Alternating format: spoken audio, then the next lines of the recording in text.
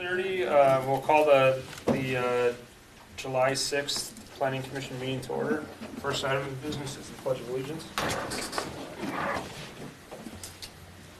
Allegiance to the flag of the United States of America and to the republic for which it stands, one nation, under God, indivisible, with liberty and justice for all.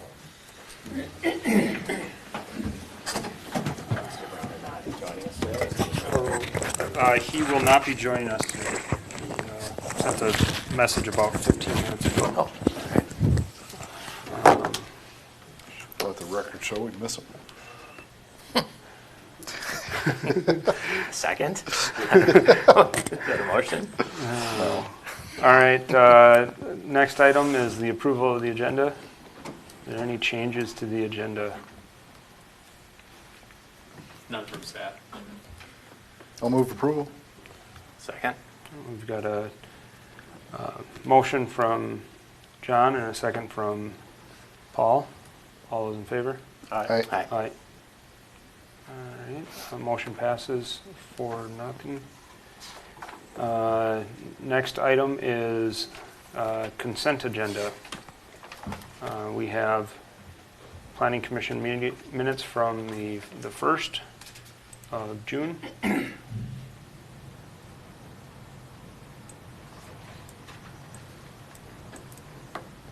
Move approval. A second. We got a motion from John and a second from Ryan. All those in favor? Aye. Aye. Aye. Motion passes 4-0. Open forum. Open forum is public comments limited to 3 minutes for non-agenda items. Is there anyone here for open forum? All right. Moving right along into council update. So for the 13th, we the transportation plan update that you had seen in the previous meeting, we went through that, approved that. We got budget presentations, both of these meetings from City Hall, from Public Works, from Police and Fire. There's a lot of details in those, but there was a change order from the West French Lake Road project. Riverwalk final plat, they knocked it down to 41 homes from 81. City audit, I think the only finding there was we weren't allocating assets correctly from completed developments, roads and stuff. We were putting them on the books for, I don't know, ever? 15 years. That's enough forever. But we went through a small discussion of Heritage Days, and Diamond Lake came in and wanted some support. And then we had Ziegler Trucking. I believe you had seen that at the last meeting, also at your last meeting. And then we went through the master plan proposal. I think, is that on your agenda tonight? It is not. It's not, okay. So there's, I mean, you probably have a good idea of the area, but there was a little bit of discussion about it, but it's pretty much on track at this point. And then we filled the Park and Planning Commission positions. So you had 2 that reapplied, and then Parks, Jack did not reapply, but Brad Cole did, so. Was it? I guess we don't have it on here, but any staff updates outside of the... Good evening, planning chair and members of the planning commission. I do not have any updates from staff at all. The one thing I want to mention with the master plan is that the approval was done at the last meeting, so there wasn't enough time to get it on this planning packet. And with all of basically having a full plate already with what's on there, there's no point in spending too much time on it.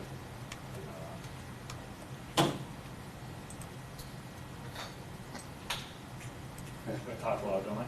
No? Oh, thanks. But other than that, there's been nothing else. The master plan is what I was mentioning. Yep. The master plan will be discussed at likely the next planning commission meeting. It'll be a joint discussion between planning commission and council, not at the meeting, but there'll be discussion from planning commission, there'll be discussion from the council, and then likely there'll be a joint session after that, but getting the initial comments from both sides is going to be important. This process will take roughly 9 to 12 months, so I don't think it's going to be quick, but it will be a deep dive into that area for planning. That's all I have. One question that I had, the EDA had a thing on the village last week, open house. Yep, there was a Historic Village Framework Plan Update open house last Thursday, June 29th. It was very well attended, which was fantastic from the individuals in the Historic Village. I think it was overall a success with the open house and getting the people's feedback. The idea was that the EDA would then take that feedback, discuss if they want to make any updates to that Historic Village Framework Plan, and then bring it to council for next steps of what they want to do. The EDA can't adopt anything because it's technically a city council item, because it's going to be a dictation of how we use redevelopment in that area. And so the EDA was tasked with updating it, but that is all. They cannot make any action for actual acceptance of that document. They can just recommend approval. We can most certainly bring that back to the planning commission if you'd like to see that again. I know that you had comments at one point. I think it was back in May when comments were made from the planning commission and then the parks commission as well. Yeah, I think especially just as it revolves around land use and things, it might be something, at least an update on as it's going to council. So I don't know if we need to make any approval or input on it, but It'd be nice to review it. yeah. Sure, yeah, like we can bring it back to the next meeting too. It probably won't take a long time to review, and like I said, setting up beforehand, you're gonna have most of your comments written down on paper too. Yep. Yeah, most certainly can do that. That's totally fine. I know there was some comments made, like I said, the May 4th one, and those were taken into consideration when updating the map. Okay. All right, moving along to item 7. We have a public hearing for the Dayton Parkway Neighborhood Concept Plan.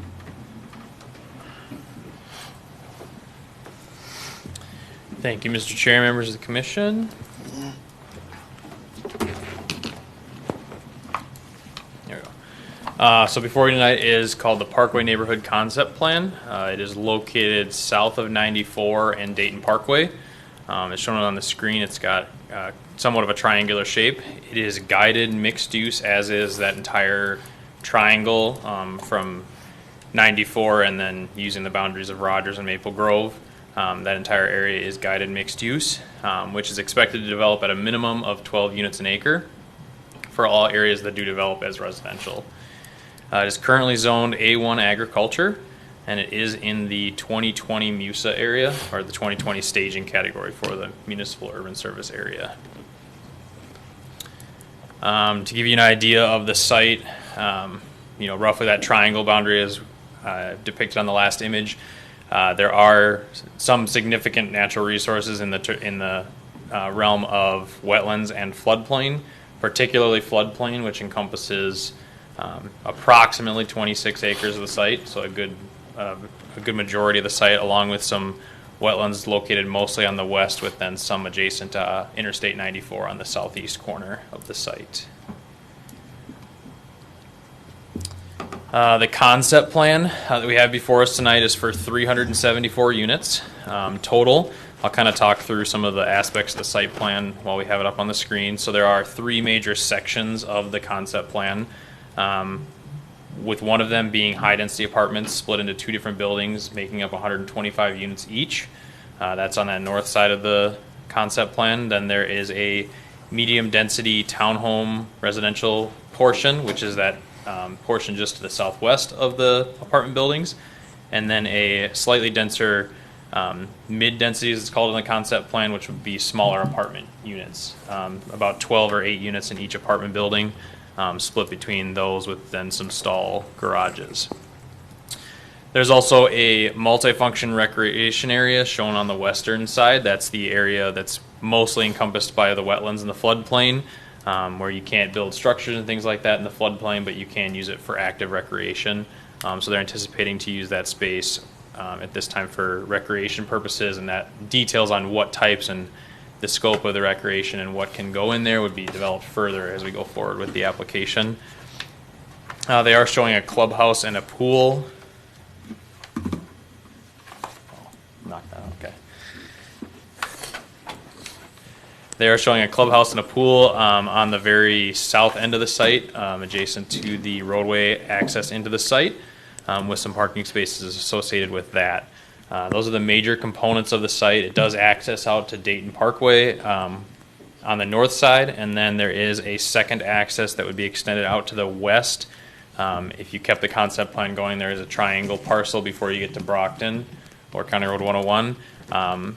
Coordination with that landowner or the property owner would have to be worked through with this project to solidify that access going out, as there'd be a Rush Creek crossing, and further details on the crossing and the approvals needed for that and the coordination with the landowner would have to happen as we move through past concept plan. But they are anticipating to have a second connection as directed by staff and public safety to have 2 accesses for this site. Some example buildings. They did submit some example architecture. Nothing finite or detailed for a concept plan, so it is just example imagery of what could be located in terms of apartment building structures. Also shown on there is some townhomes, along with some what you call smaller apartment units. Just examples of the type of architecture we could see. In the staff report, there was noted the architecture requirements from a broad standpoint of what they'd have to meet to get an idea coming forward with an application of what types of architecture would meet the code in terms of materials, percentages, heights, things like that. Most of these buildings on the face could comply. There might be some things that would have to be tweaked, but all of these would be generally compatible with the architecture design guidelines that we expect to see in the GMU5 district. So with that, I just kind of ran through some of the pieces of the concept plan first. The applications that would be required going forward with this, if they were to pursue after concept plan, they need a comprehensive plan amendment to amend the staging from 2020 to current. There would be a rezoning from the A1 agricultural district to the GMU5, which is the southwest mixed use district, which is the district that the entire triangle southwest of 94 would be rezoned to. This is an existing district that is part of the city code today.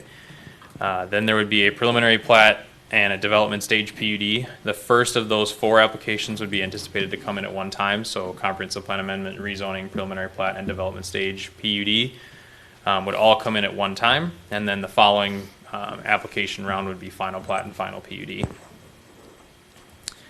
Just to note, the one thing that they won't have to do or are not required to do, they are below the threshold for an EAW with the number of their units, as the threshold is 375 units and they're at 374.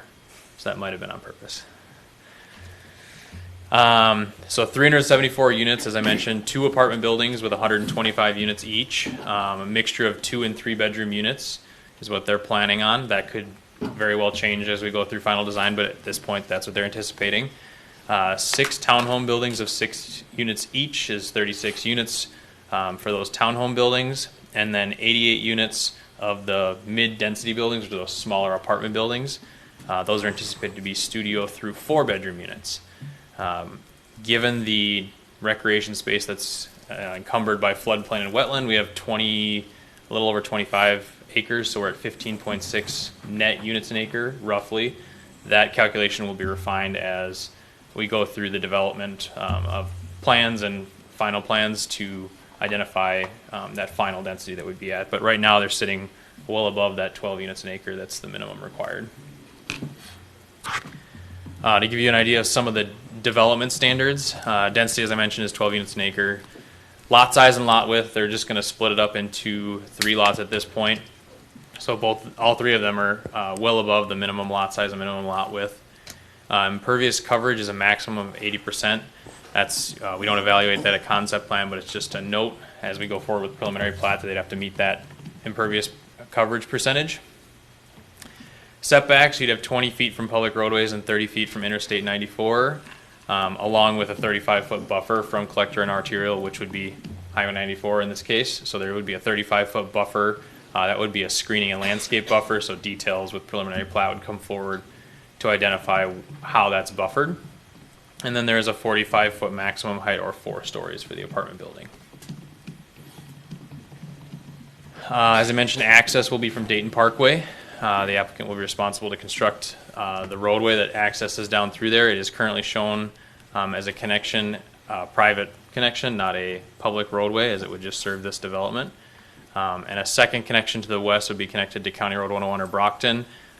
This, as we go forward, will either be identified to be, depending on the constraints of the natural resources in the creek, whether that is an emergency vehicle access route or a route that normal normal passenger vehicles can take.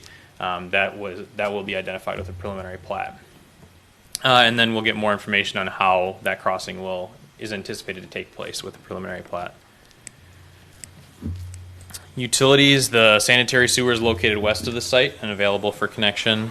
Water main, there's 2 options, a 12-inch water main that could serve the site from the northwest in the city of Rogers water, and then a 16-inch water main that could serve the property from the southeast from the city of Maple Grove water. So we have kind of 2 options. Either one can work, and that's details on how the connections will be made and everything like that will be brought forward a preliminary plat. But the connections are available to the site. Parking, so there's really just 2 uses on the site. The multifamily residential will encompass both the apartment buildings and the mid-density as it's coined on the concept plan.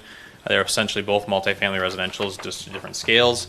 That requires 2 per unit, with one of those spaces being enclosed and a half space per every 5 units for parking.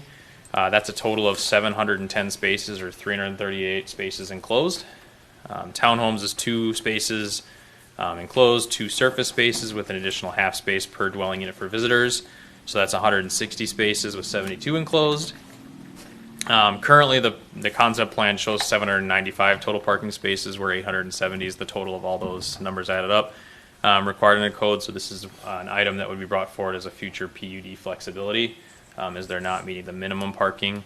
I believe they're showing consistent for the townhomes, but they're short on the multifamily residential. So that's just an item that, when it comes forward, that would be a PUD flexibility if it were to move forward as it stands on the concept plan today. Parks and trails. The concept plan provides for parks and trails and passive and active open space through that site. The configuration and the detailing will be brought forward with preliminary plat. There will be a trail along the new access road from Dayton Parkway to the development. And then the multifunction recreation space is anticipated that it would remain private, and the development would still be required to supply park and trail dedication as cash in lieu of land. Landscaping and tree preservation, with the concept plan, we don't go into detail on those, but they will be required with the preliminary plat to submit landscaping and tree preservation plans, each in conformance with the number of minimum landscape planting, size, location, things like that, and then a tree preservation where they do a tree inventory and show how much removals of trees to make sure there's mitigation if they go above the minimum or the maximum allowed removal. Also to note, for screening purposes, there's a 35-foot wide buffer along the entire boundary of 94.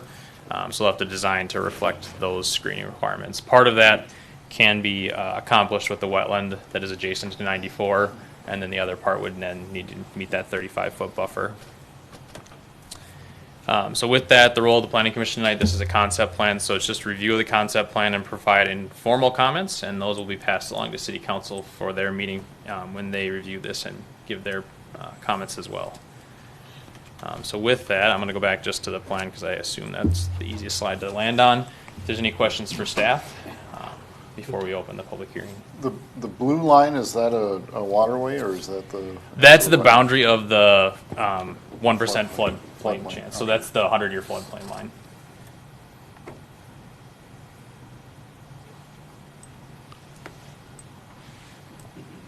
If there's no questions for staff, we can move into the public hearing then, and then the applicant is here to answer questions too once we do that.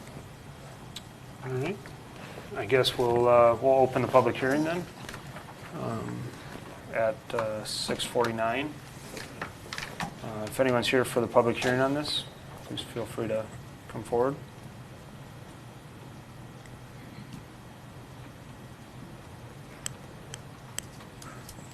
All right. I'm assuming do we have anyone online?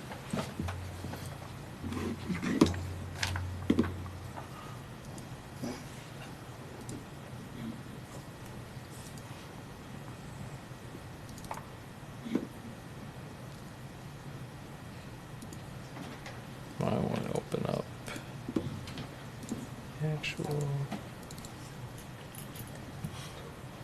I doing wrong? Nothing. This doesn't want to work.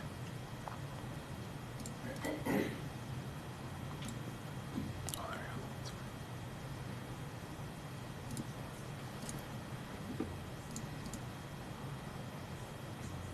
go. We have two online then. We have two online, but they don't appear to be raising their hand for. If you're looking to comment. speak at the public comment on this, please use the raise your hand function on the Zoom. Does not look like anybody's raising their hands. All right, we will close the public hearing then at 6:51. The applicant is here too and probably would like to. Yeah. Would the applicant like to come forward and discuss anything on the project?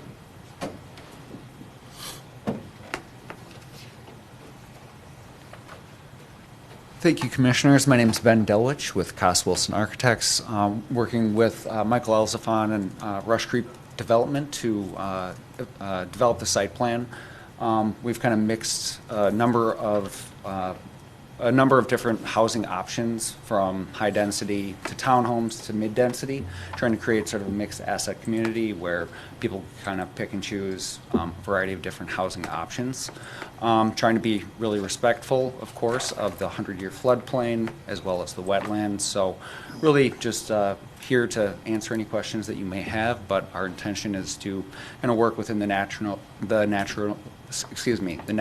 constraints of the site, while meeting the city code for design standards as well.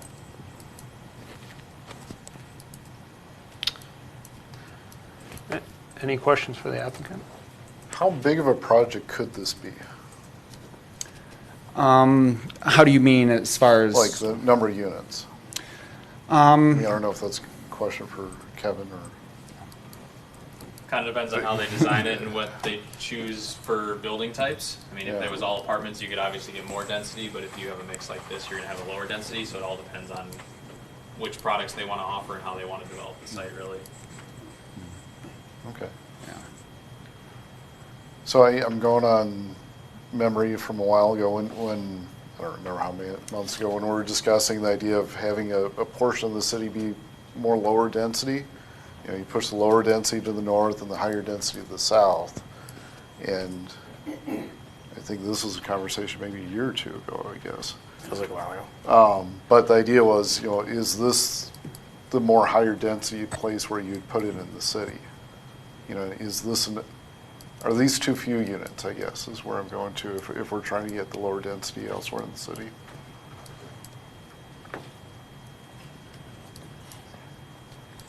I mean, I understand like what you're doing, like it makes sense of what you're doing because you're going to find a market for this. Hi, guys. Good afternoon. I'm Michael Elzevin. Can I respond to your first question? You stand So- right, Mike, just stand in front of the mic over there. Okay, all right. So in terms of density, first of all, overall, we looked at it to maximize its density and what is, you know, best layout. But you also have to look at sort of supply demand. And I also want to suggest that as we looked at this whole site, if we were to zoom out just a little bit and look at this from the Dayton Parkway exit ramp, there are, I think you guys call it the Shaney property. They have a parcel on the south side of Dayton Parkway, just to the west of us, and to the north, okay? And then there's a parcel triangular piece that used to be where they made the concrete and all that, you remember? So my point is, in looking at all of that, and then trying to define master planning within those multiple parcels, what is the best long-term sustainable way to approach this from a development perspective? So we came in, and the short answer to your question is we could probably take both of those two buildings and put two more of them. So that the answer is you could probably end up with in the upper 400s. The last group that was in to see you was at about 420, yes? So, but the reality is there are the Shaney properties to whom I've worked with, spoke to Streeter, et cetera. They have nice properties that are also likely going to be, they're far more constrained, right? So they've got like a 4-acre parcel and so forth. So it wouldn't surprise me to see some other residential in some of these combined with those properties that are ideal for all the commercial. So we ended up with what we felt was a highly focused project that was very attuned to the current market, the market south of us at Maple Grove, and sort of what does this look like as a long-term sustainable project. And so we invented what we call the Parkway neighborhood, and it is, as they explain, really three components. The 4-story product, which is the 2 large buildings that'll have an integrated service package and be very akin to what you'd see if you were down in the heart of Maple Grove or any of the new developments you see around the city. And then the second area is really medium density. It's not low density, it's medium. These are 12 plexes, and the townhomes are the lowest, and those are 6 units per building. But overall, we've got 374 units there, and then a very valuable piece to the left, which we can't build any long-term, what did you say, permanent structure? Yeah, any habitable structure. Habitable. So we just drew that line and said, we're not going to fight that argument right now. What can we do today and really come up with something sensible? And we think it works very well. And in the bottom, there's a clubhouse with a pool. And as you'll see, and we'll come before you in the coming months, with what we think is a very exciting plan to utilize that whole 26 acres as a multifunctional place, not only to be very good for the direct neighborhood that we have, but to Lennar, the area, the public, is a lot of opportunities there. It's a beautiful piece of property, but without habitable, we're going to do what we can to make it a very functional space. Okay. And so the green space, that's going to be a private space, or not, as opposed to a city park or anything? Well, let me say, we're at the very beginning. This is a large, here's what we do know. Everything left of that blue, we can't build. Mm-hmm. So we focused on what we can do absolute, and we're putting that together in a very sequential manner. That when we get to the timeline, this is all triggered on the ability that we can come out of the ground in the spring of next year and start. And this will give us basically, into 27 with residential deliveries. So it's a very nice progressive plan to move through this whole thing sequentially, starting with next spring. Okay. Any physical barriers to the freeway? I mean, there's a 35-foot zone, but it looks like it's just open for stormwater. The vision there, well, first, yes, all of that's wetland is going to remain. What we did, as you can tell with the blue line and with the wetlands, this whole thing is like, I don't do this when I play golf, but this is right on the fairway. We're not pushing any envelopes. We're not trying to ruin it. Just build what you can without a lot of constraints. And so the blue is the wetland. But we are, very aware of this I-94, both from there's a lot of traffic, 93,000 cars a day. We expect to make a very nice screening there, so that visually you're not going to be, putting up a nice screen, but it'll be very welcoming to the people that are driving as well. Mm-hmm. I think it's twofold, right? I mean, one is the experience of the people living there and literally being against one of the busiest freeways, at least in the Northwest Metro. I know there's other busy freeways in the whole metro area. I know some people don't care, right? I mean, there's tons of developments that are right on freeways. I look at that and say, I would never want to live there, right? But yeah, for sure. But that's different. This is our one kind of like splash on the freeway. So like no pressure, but like this is the one spot that's not commercial, not industrial that we have on our freeway. And not that I want to see a wall, but I also want it to be a good experience for the folks that live there. Right. And if we're not blocking it from the freeway, I'd love the people on the freeway to be able to look at that and say, that's a fantastic place, right? It's a place where I want to live. That totally, the destination. We have a beautiful, long, I forget what the total linear footage, but it goes quite a while. Yeah. And I want to make it exactly that. It'll become a point that when you're coming up and down, if you were giving somebody directions or what, it will become, living the difference. Right? And I think a part of that is got to be the architecture. Like I challenged the architect in the room to, are you with Cass Wilson too, or are you with, no, I'm sorry, I missed who. So you're the developer, okay, yeah, you are, yeah. Like, let's not make these like every other apartment building in the Twin Cities. Right. I know it costs more money, but I'm sure you're creative and know your way around design options and how to do things, but like, let's make these things like when you drive by them, like, hey, it's a cool apartment building. Yeah, absolutely. You know, Well, that looks really nice. Like, you know, and I'm not as worried about the apartment building as I am like the more smaller kind of duplex kind of things and Right. eightplexes, because And- those things are just kind of awkward shapes and Yeah. a little hard to work with. And Right. The way that the site lays out, and that's also why we didn't just, if you will, cookie cut the thing and try to just max it out with, regardless of how functional it is. It wants to live like a really good neighborhood. It's good that you have good residents that live long times there. They aren't reliant, good neighborhood. So this offers that, and I think we have a strong landscape plan that'll go in. And then opening up to the west, to the left of that blue line, really beautiful open. It has the kind of the long views that you would see in other parts of Dayton, and that'll remain, right? We're not going to build permanent structure, so there's some, really exciting stuff coming down the pipe in terms of what we think we're going to do with that, but it will placate what you're saying, Paul, both sides of the development are going to be quite nice. Sure. And this is planned to be market rate rental 100%. units? Okay. 100%. Our finishes, the fit and finish, if you were to go to Lennar across the street and walk through their homes and look at the faucets, the fixtures, the floor covering, that FF&E, we're all right there. And Ben and I just built straight down Brockton, down here at Bass Lake Road, the Rush Creek Apartments, beautiful, it's very nice finishes.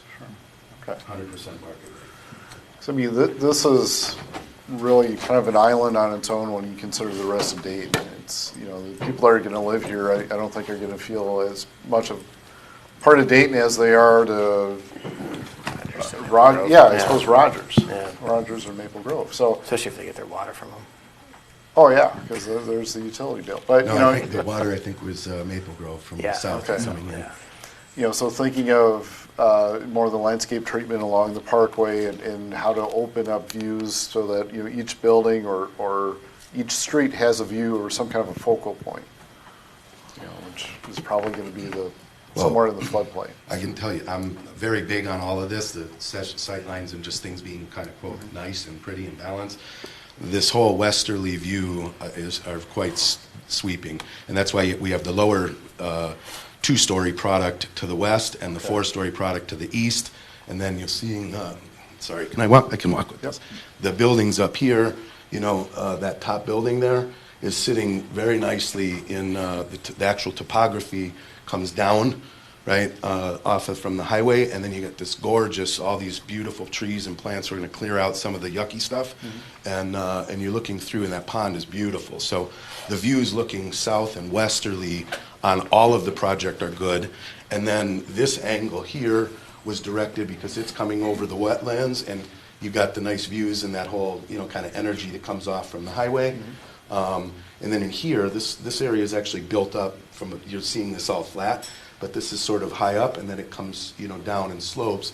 And so these units, although they're only the two-story product, the views going west, into here is quite nice.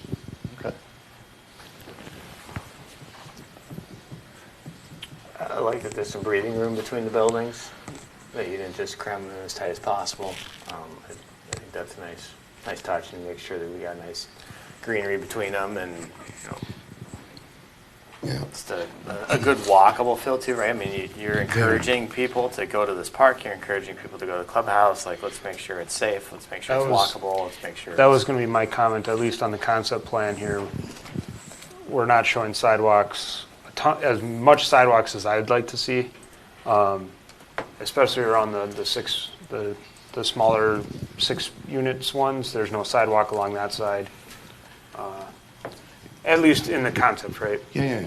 And so I would consider, the less people would have to cross whatever that roadway ends up becoming, to get to and from the clubhouse, the better it's going to be for the residents. I see Yeah. Right now, it just comes down. It comes down this way and then across. Yep. Right.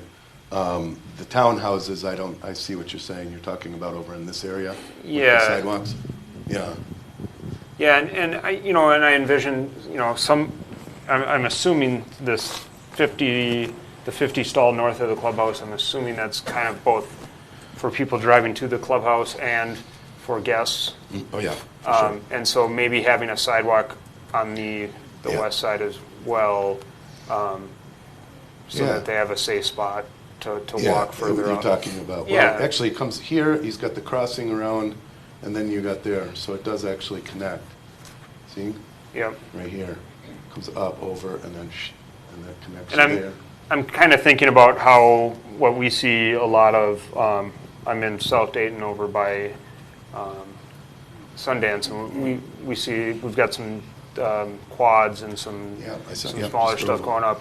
And we see a lot of, you see a lot of younger families in some of these units, and they're out there with their kids on their bike, and, to give them the space off the road to use. I concur. I like this concept. This is similar to 81 and Territorial, what Maple Grove did Yeah. just south of Elm Creek Park there. Yep. They've got a couple variations of buildings and product types, and that place is selling out like crazy, so I don't, Yeah. I agree. from what the units are, I like it a lot.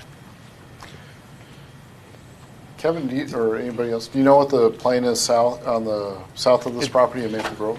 Yeah, and I was going to Oh, mention that, just, okay. we have, there's two properties that are south from Maple Grove. We go right to the border, and then if you walk across, you're into Maple Grove. There's two parcels. One of them goes with the Hindu church, and then the second one is ours. Okay. And it's in Maple Grove. That whole piece is all that blue line. Okay. Okay, but the good news with that, let me assure you, part of this attractiveness with this community is very family friendly, and I grew up in a little different era. We used to have great fun going around playing in the fields and riding on bikes and doing things outside. That whole parcel, long term, and what you'll see and what we got coming to you with this parcel on the left, is really creating trail system here, and then all the way down to where the Rush Creek is, and then guess what we do? Then we butt up to the county, and the county's program will take you right to, what is that bridge, Bill, what is it, 101? 101st? So now we can get over. So now from Elm Creek, you'll see there's a great way to start to connect all of the, walking, biking, up from Elm Creek Preserve, across over 101, and then north, right into the community and on up, et cetera, on the west side of 94. So, in the end, let me just end on this density thing. I spent 60 days nonstop living, breathing, and underwriting this location.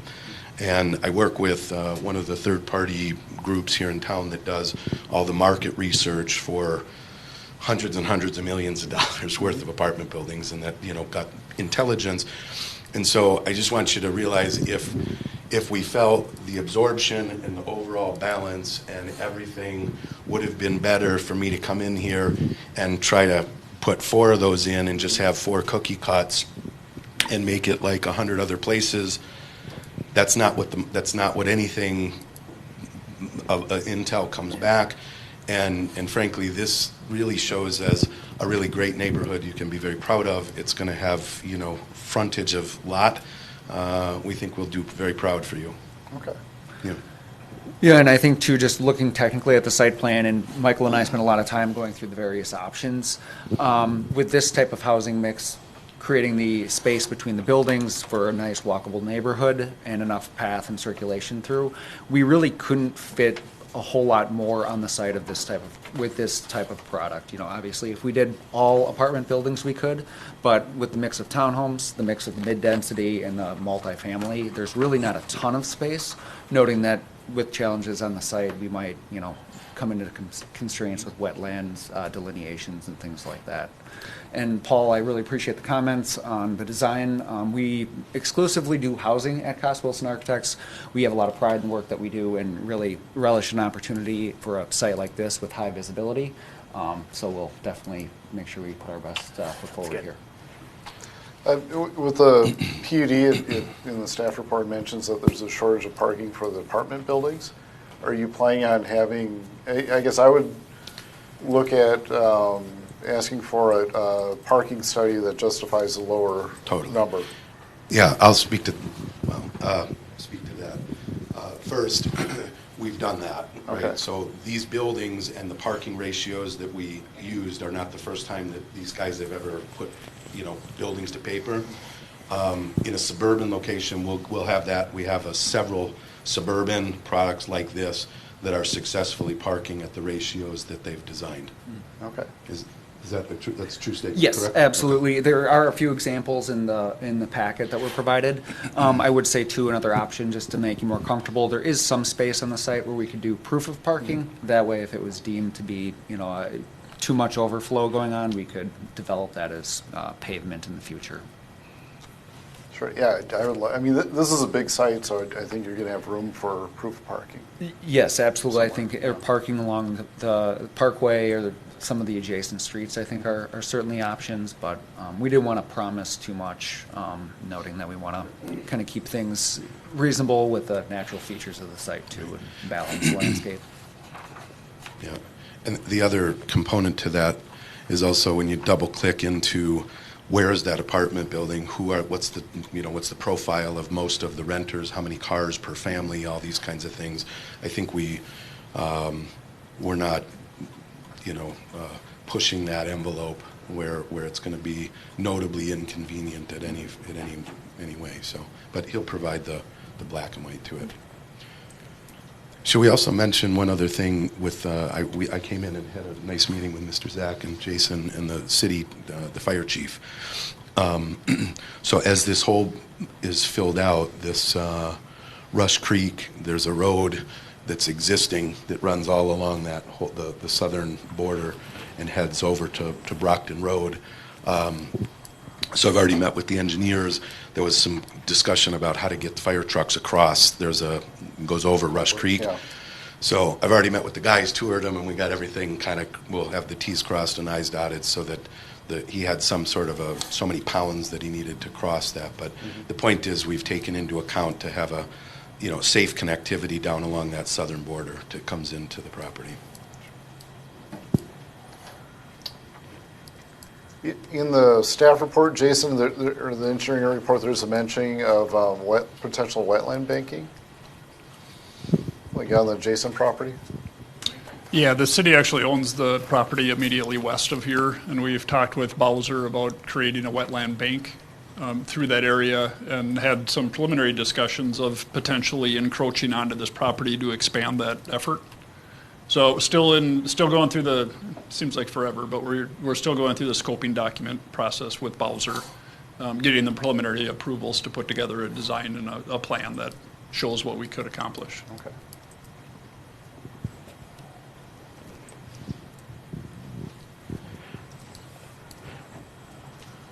Ryan, did you have any? No, I think John touched on my first major concern, which was just going to be the parking deficiency. The other concern I was just kind of thinking about is just looking at how the build out is going to be accomplished. It looks like they're going to build the majority of the smaller units first, which are going to be a little bit deeper into the area, and then we're going to be building the larger apartment buildings later on. And I'm just trying to think of, flow of traffic as we start kind of populating those areas, along with that construction kind of sitting on one of the major choke points in and out. But again, I think that's going to be an issue that they deal with during the development point. Other than that, I've got nothing really that I see that's a major problem or I don't like about this. I think it's got good density, and I think it's got a good, nice mix of options, and good use of the spot right along the Parkway and the highway.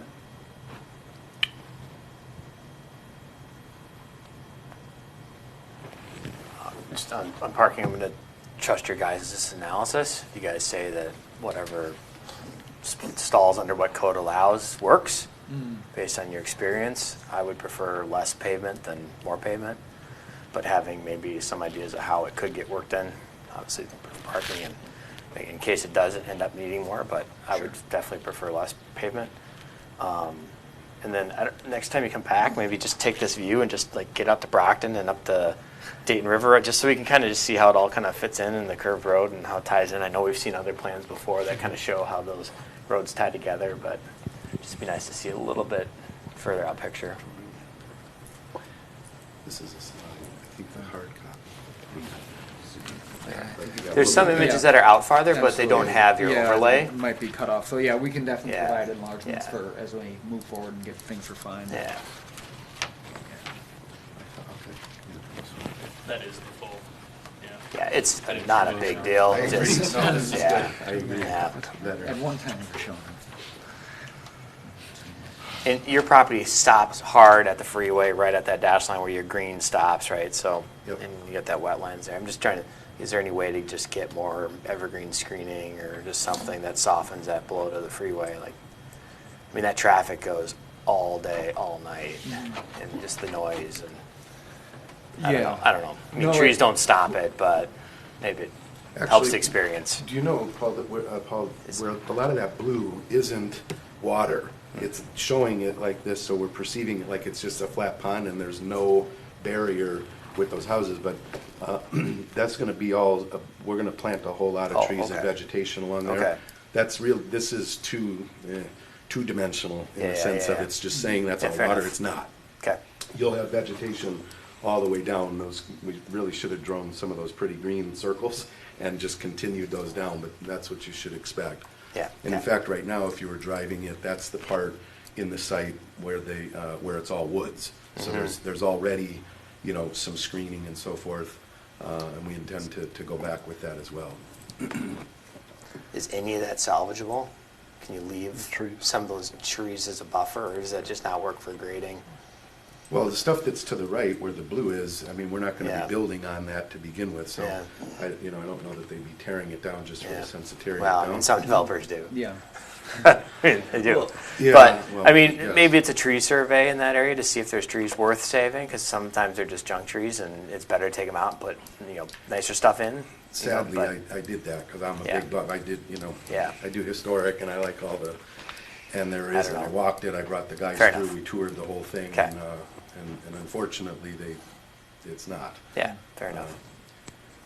So, I would say with that, we are trying to be as respectful as possible to the wetland boundaries before they're delineated, but we are, I think once we get further along, we might be able to push a little bit closer to that larger pond, providing a little more space between the buildings to account for just that. Again, we just didn't want to promise too much. We wanted to make sure it worked first, meeting all the setbacks first. And then two, regarding the grading, we should be able to keep things mostly intact. With the building layouts, those are considering the grading, where the garage entries go, where the high point would be on the site. So there is a fair amount of consideration to where the grading is to try to keep the grading to, a minimal amount, given the large project size. Yeah, a little bit of topography could bring a little interest to it too, right? Like, you yeah. don't want to just and flatten the- it all And out. the sound, Yeah. yes, this area where in the bottom section to the left of that blue, remember, that's sort of a high spot, and then it dips from about 9:30 down to about 9:11 when you get to the clubhouse. So you've got a pretty decent drop that if Yeah. you're down farther to the west, that sound is going up over you. So, Yes, I'd like to see I'm gonna say probably a longer grass trail that goes through the floodplain. well, for starters, we're gonna do, I'm planning, this is in this next packet, doing a trail around that whole upper body of water. It's about half a mile, so you Okay. can, walk. Yes. And then we have no shortage of trail Okay. connectivity in the stuff that we're bringing foreshore. Okay. Because we got the whole property down south of there that we own and can control, and it's lots of land to have fun with trails. Okay, I'm just making an assumption at some point, like, this is gonna get really expensive for trails, so, but that's okay. Maybe we're getting too much in the weeds here, but like dog run, dog Yeah. fenced in dog park, kind of, do you guys usually Right. include that kind of This thing? is the full This many people? multi-function. Guys, we Yeah. have 26 acres, Yeah. and we can't build permanent, Yeah, right? So Yeah. this is, cross-country skiing in the winter, dog park, all the kinds of activities that have, immediate connectivity and relevance to the people that are in this neighborhood.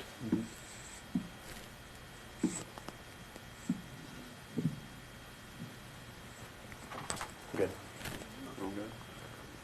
All right, thank you. Thanks for your Happy time. day. We don't have any action on this, No, correct? just informal comments. Just some comments, all right. All right, well, then we will move on.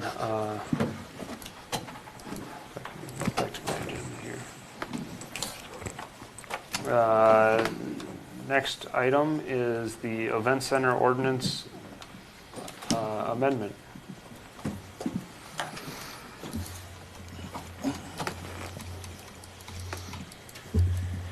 Thank you, Mr. Chair, members of the commission. So previously you had seen these next two items together. They're separated out for separate actions. So this one, the applicant in both cases, Amanda Fisher. Location, this is an amendment that would apply to all properties zoned A1. So just to keep that in consideration when you're looking at a text amendment, this would apply to all properties zoned A1 regardless of location in the city. So the request was to allow event centers as a use in the A1 zoning district. And I'm just kind of recapping because it has been a month, but I know you're already seen this. Event centers can describe a wide variety of uses. So public assemblies, private meetings, concerts, parties, weddings, receptions, retreats, all of those can be considered event centers. They're commonly allowed in commercial zoning districts and some rural zoning districts. So as part of your packet, staff did review additionally from the last meeting a number of the additional cities and counties for how they treated event centers. Kind of a 50-50 split between them on whether they were an IUP or a CUP. Each city or county kind of handled them depending on their needs and what they wanted, but there are, I think, 4 IUPs and 4 CUPs for the cities. All of them had standards to mitigate effects on adjacent properties that varied. They all kind of had consistently the same standards in terms of lighting, noise, screening, parking, access, things like that, but then all of them had different variations depending on the community. I put these on here. I know it's really hard to read on the PowerPoint. They were part of the packet, but there were, I guess it was 7 cities or counties looked at. And like I mentioned, some of them had standards for screening, lighting, noise, hours of operation, roadway access, size of parcels, things like that, all to consider when these would be appropriate. So with that, if there were any additional questions based on the additional staff input, I know last time it was tabled to just receive some more additional information from those adjacent cities. I can say that the cities closest, there weren't really any that were, other than Corcoran, that were physically close to Dayton. I mean, so Cottage Grove, Rosemount, Scandia, Paynesville, those are all decently far away and sometimes in different areas of the metro, but Cottage Grove and Rosemount are somewhat equidistant to the metro as Dayton is too, dealing with some of those same concerns of rural event centers. So those are good ones to look at. So staff didn't amend the recommended ordinance from last time, but was going to leave it up to you to provide input on what you'd like to see as part of that ordinance as a recommendation then to City Council if there were any changes. So I think there was only a couple changes based on feedback, like hours of operation from midnight to 11 p.m. is what was adjusted, but if it was desired to go further or earlier for hours of operation, just include something like that in a recommendation. So with that, if there's any questions for staff. I don't have my language right. So right now we require a permit for like special events with over 200? Yep, so that's a large assembly permit, and Large that's assembly, only okay. required when the event will have more than 200 people on site. And then if it's less than 200, you don't need a permit at all. Yeah, it's 200 or greater, there's a permit, less than 200, there's no requirement for anything. And again, that 200 is encompassing just guests, or is that guests and staff and everybody else? It'd be that's on the 200 permit? people present. So if you had 200 catering present, company and a DJ or whatever was included, it's just 200 people on site. And the advantage of getting the event center, IUP or CUP is that then you can have an event every weekend potentially, not have to You could go have a through this recurring, permitting process. You could book it continuously. Thursday, Friday, Saturday, Sunday, and only operate 4 days a week, or you could do it once a month. It's completely up to the individual event, and also because event centers are such a broad range of, weddings, private events, concert. I mean, they're all can depend. I mean, they can also be associated with agriculture pieces. So if you're like in the case of others, where you have maybe a corn maze or things like that, and you start having events based on the ag related purposes of the property, there's a different variety for what you can have, and you can run those with an event center approved permit for an IUP or a CUP or however we handle it, you could continue to run those whenever you need to operate as a business. And that's kind of the biggest change, is that this is a business in the ag district instead of a residential or an agriculture related use. Primary use is the event center. Correct, yeah. It's not associated with a single family home. It is the primary and sole purpose of the property if this went forward. Okay.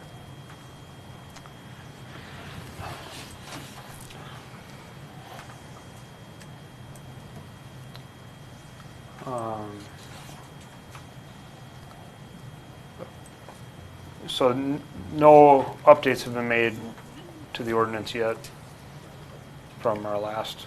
Nope, there was some recommendation, like the staff report was changed to Yep. reflect some of the Yep. comments from the last meeting, but nothing in the recommendation was changed. So just whatever the commission decides, just as part of the recommendation, just include example language of how you would like it to read Okay. if it changes from what's in the staff packet.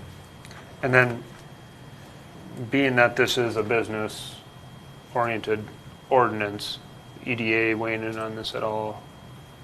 Have they? Chair and members of the Planning Commission, the EDA is not weighed in on it yet. It is on the next EDA meeting on July 11th. Okay. It was not added because it was tabled to the last Planning Commission meeting, so Yep. there was no point in going to EDA before the Planning Commission had a chance to give a recommendation. But they will weigh on it on July 11th, their next meeting, which is next Tuesday. Just wanted to make understanding of where it's going from here, so. Okay. It would go to the EDA on July 11th, and then it would go to council on July 23rd, 5th, 3rd. July 25th is the Fifth. next council meeting for that one, so it'll be second council meeting in July. So at the last meeting, I remember we were having this discussion, what other similar businesses do we have in Dayton that would fit this category? And I think of Dean's Pumpkin Patch, but I guess I've not seen it with 200 people there, but probably went there early enough. I was gonna say, have you been there? Yeah.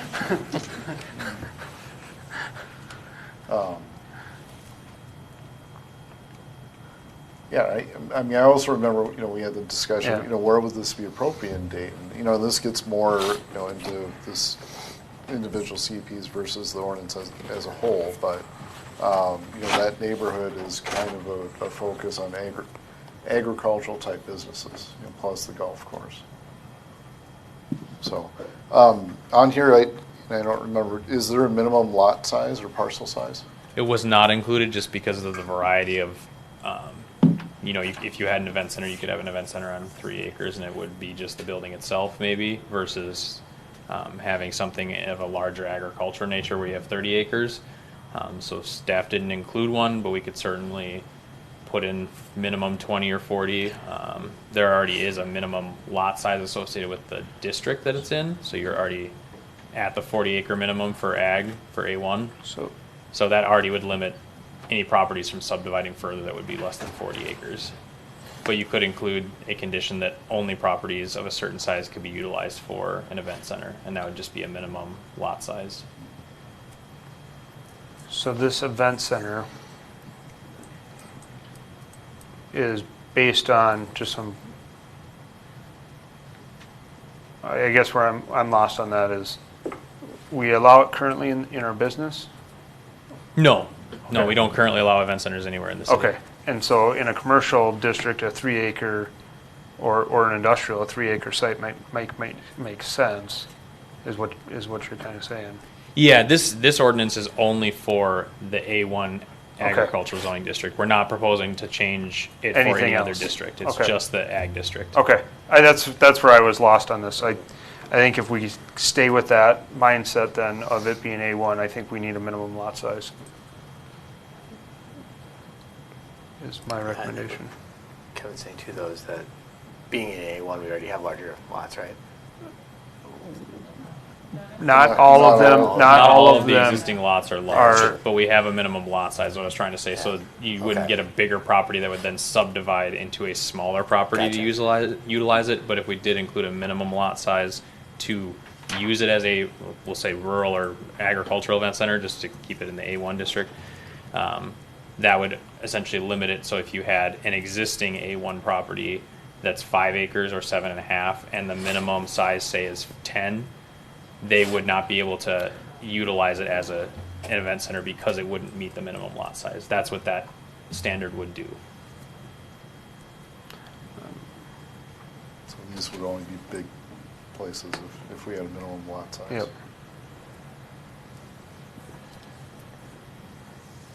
I mean, So, I'm just thinking of a 3 acre, we got 200 people plus parking at, I think it said 2 to 1 on the cars.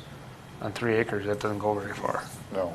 Well, and if it doesn't fit, it doesn't fit. Well, and all of them No. are still going to be subject to IUP or CUP later at some point, Yeah. right, before they can actually start the event center, regardless if they meet the requirements of the ordinance. They still have to get the use permit. It also just saves us a headache, though, saves staff a headache if we put a lot size in now.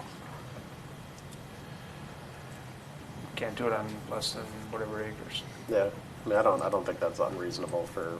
at There least were clear multiple eligibility. communities that had it on the, Yeah. I think Scandia was the largest with 20 acres. Well, and I guess I would like to see this be more of a, still an agricultural focus. You know, so like the next item is an apple orchard, and I think of that as an agricultural use. You know, if we have, I don't know, events that are focused around horses or something, you know, it's still a lot of land. I mean, I'm just trying to think of all the things that could go wrong with this, you know, of, I think at the same point too, I'm thinking that this is probably going to be a pretty limited use ordinance when you look at it too, because most of our A1 is starting to be kind of guided low density, and it's going to involve someone wanting to come in and pick up a large number of acreage or Yeah. a large piece of acreage to be able to really even take advantage of this. you know, things that could go wrong. So, you know, I think of, like I've been to farm parties, like, or concerts on agricultural land where the farmer just, you know, plowed through the corn and this is parking for 1,000 cars or whatever the case is. You know, that's something that I don't think would be appropriate here, but, you know, we would deal with that through the IUP process.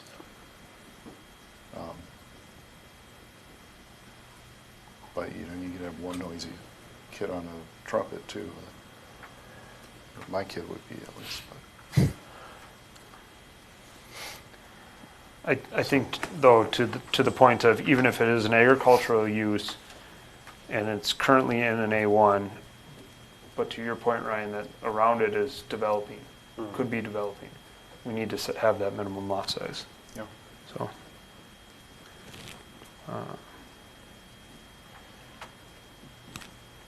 You said Scandia was largest at 40, Scandia was 20. 20?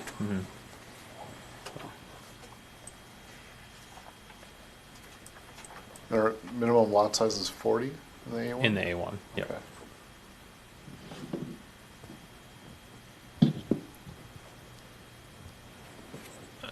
Oh, I have a question, Kevin, just to make sure that I clarify on this.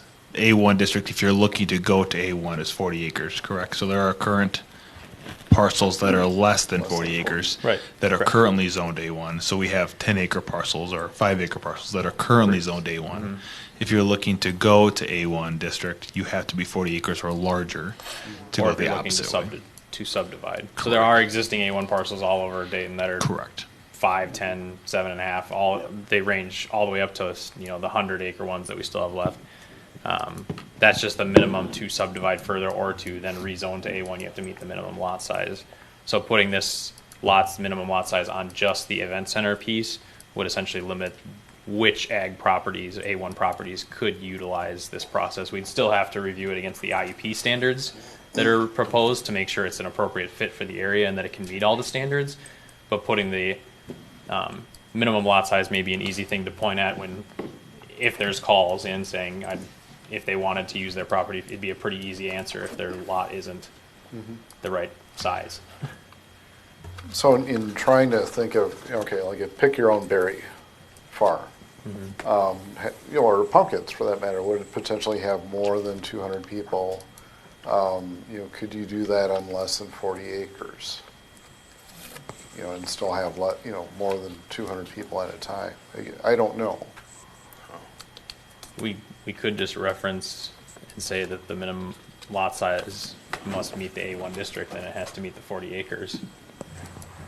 Then every lot that doesn't meet the minimum 40 acres would not be allowed to be an event center. Yeah. That's always a possibility. We can include a special acreage, or we can just reference the existing acreage for the So A1 you district. could still have a pick your own berry farm. It's just can't have more than 200 people on it.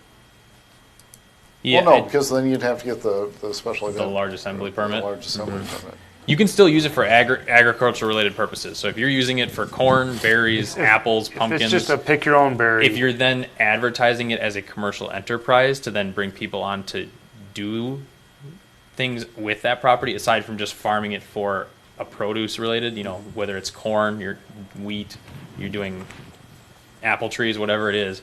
If you have apple trees, but you're not actually bringing people to your property as a business enterprise, you're just using it to pick your own apples and then sell the apples at a farmer's market somewhere else, that's not considered an event center, because it would be you as the sole person on the property only utilizing it for agricultural related uses. So that's different from advertising it as, an apple orchard like we see all over the Twin Cities, where you have hundreds of cars come there in the fall to pick apples. That's a different than just having it as just ag Okay. and using it for yourself or Because your there's family. not an event associated Correct. with it. It's- And that's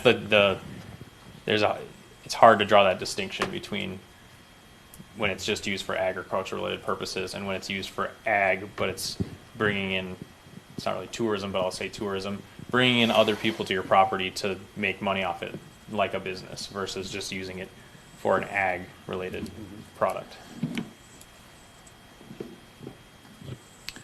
So a few years ago we had, what was it called? The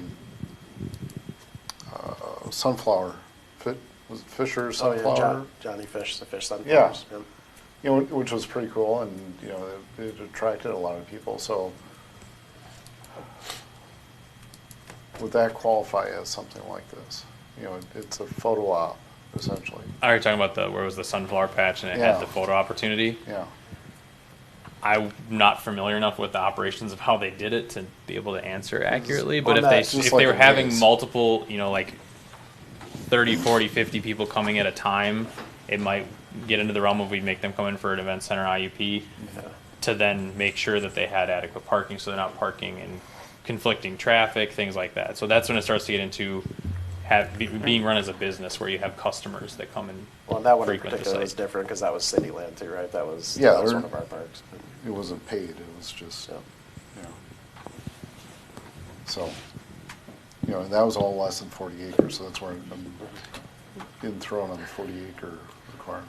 But that also, keep in mind was that really an event, or was it just like a art installation? Right. It could I have mean, been a park, and He it wasn't just happens to be bringing in sunflowers. people to serve them food or host concerts or do ceremonies per se.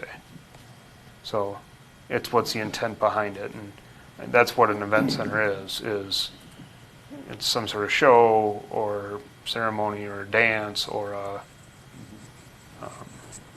something along those lines, a banquet hall.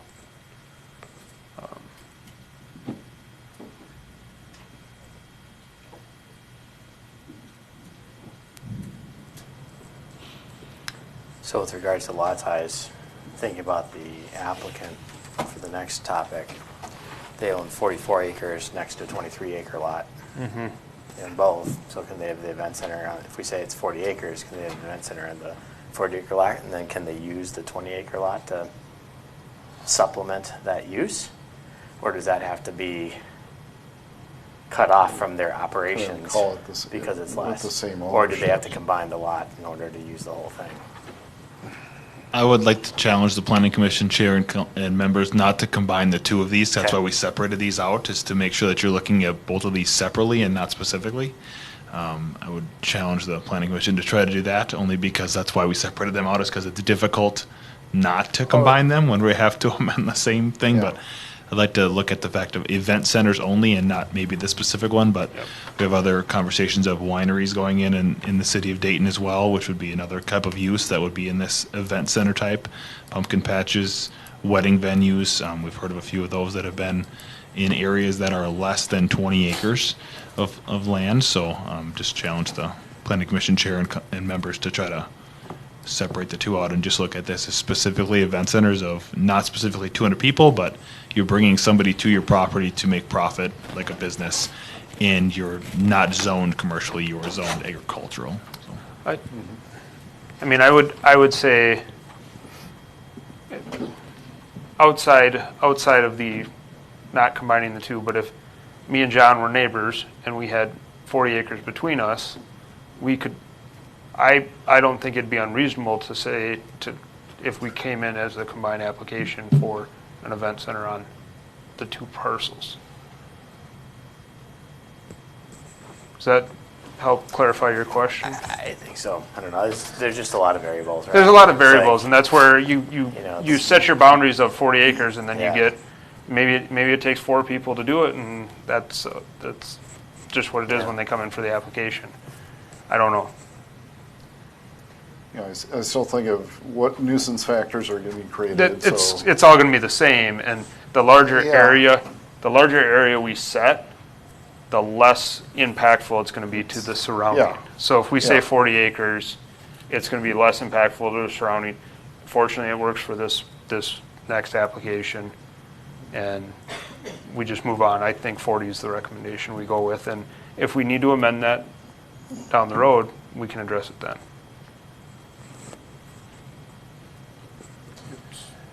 Yeah, again, I don't think we're gonna see this one come back before us a ton, so I don't think setting a 40-acre limit's gonna be a huge hindrance to us or to anybody else going forward, and if we need to address it, we can address it one-off again, just like we're doing with this one here.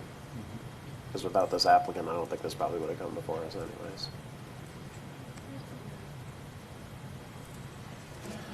Oh, apologize. I was just telling them, I think that without this particular applicant that's coming for the next topic here, I don't think we probably would have seen an event center ordinance amendment come before us anyways. It was kind of a specific use case that really brought this here in the first place. So again, I don't think setting a 40-acre limit on having an event center is really going to be a huge hindrance to anyone going forward, because I don't think we're going to see a lot of repeats of this type of activity come before us, especially with a lot of the A1 district flipping over to like low-density residential and other types of guided housing going forward. But you're saying that 40 acres is something to be set now? That's what we're talking about now, is whether or not we want to set a limitation on the ability to have, setting a property size limit before you can have this event center, just to reduce the impact to properties around the area in question.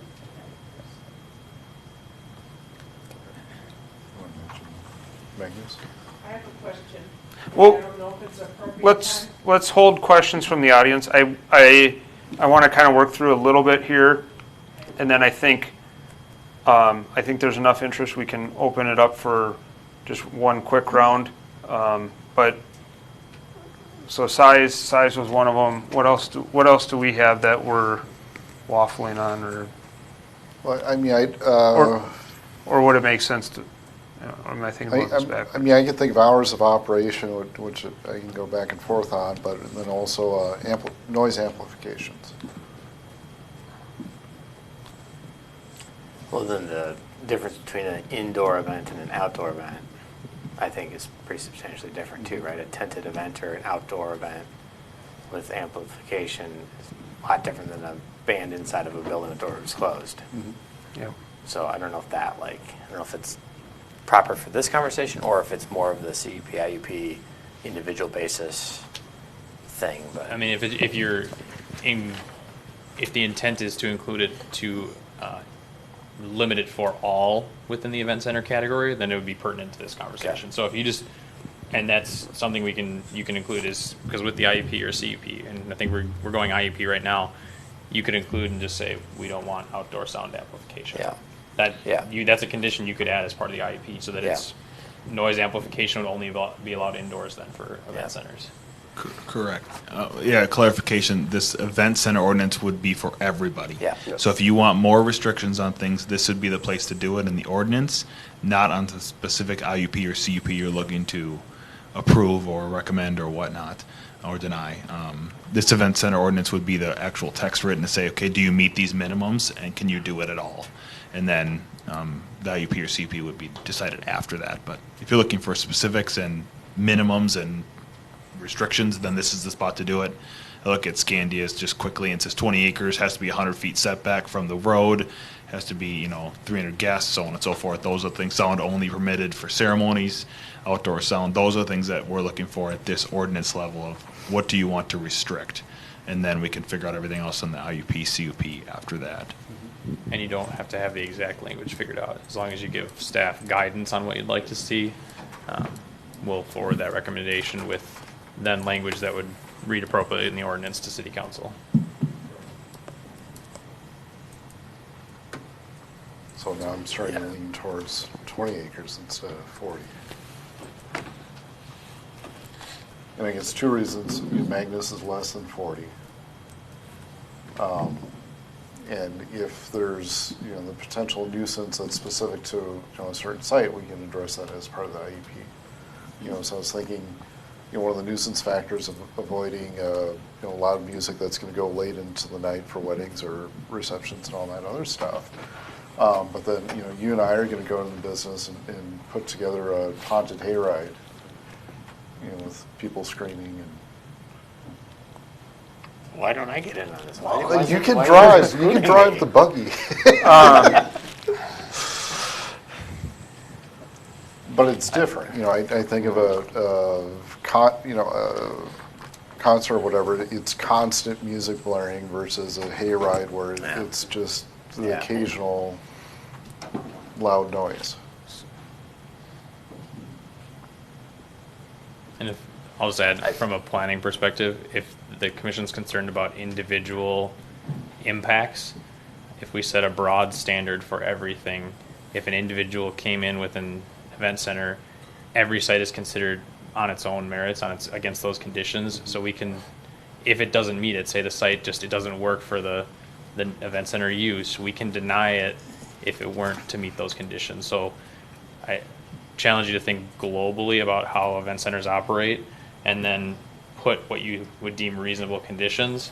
And it doesn't have to be to a specific standard. It can be as broad as the noise shall not affect the adjacent properties, or a plan shall be put in place if it is impacted to do so that we have things to make applicants prove that they're not going to impact the adjacent properties and things like that.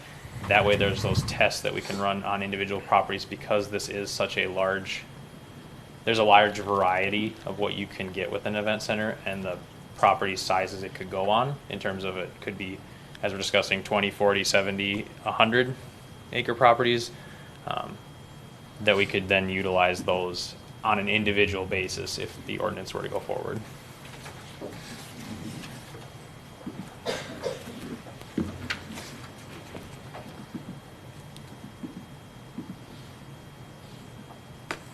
Do you ever go to your boys, Kiwanis Cub Scout camp? Yeah, they're noisy.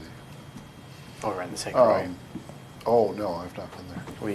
We were there. Sorry, it's a side note, but lights out at 10:30 for Cub Scout camp, and across the river in Wisconsin, there's a concert venue, and music went till midnight, and it sounded like the stage was right outside our tent. Yeah. So it's just like noise travels.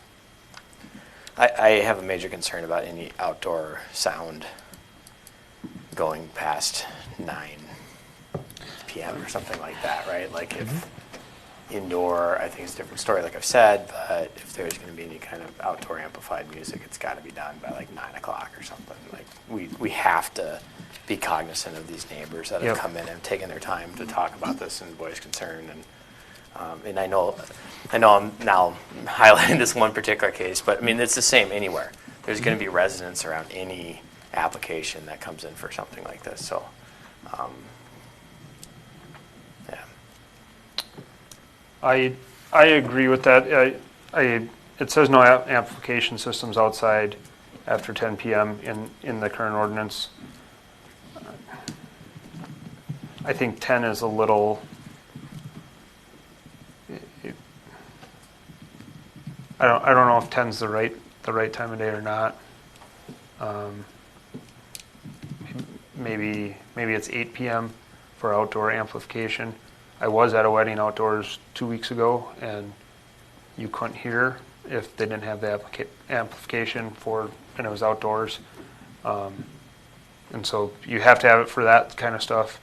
You know, someone playing a guitar or I'm thinking an acoustic guitar with a microphone, something small like that, pretty acceptable, pretty pleasant. Rock concert, no. Yeah. And so I noticed in Scandia's one, it said it's limited to ceremonies. And so, you know, maybe there's a way to craft it similar to that, or maybe a one instrument type music where someone's just playing a guitar or something, that outdoors is okay with that, but you're not playing a concert outdoors. Is that? Yeah, that's the kind of help give some guidance? It's hard to enforce, though. Yeah, it is. It is, but It You know, sets the play one guideline, kazoo, though. not two. You know, it, I mean, I'd rather limit the hours. You know, because that's easy to just say. but to limit it to a ceremony or to something is kind of where I'm going with this is tie it back to something like not a dance, not a concert, but it's allowed to maybe do a ceremony or to do, you know, an announcement or something for the event. Okay, Where I it's see. more limited in scope of what it is Right. than, Yeah. You've got wedding toasts that are going to last 10 minutes. It's not a 2-hour concert. right. Yeah.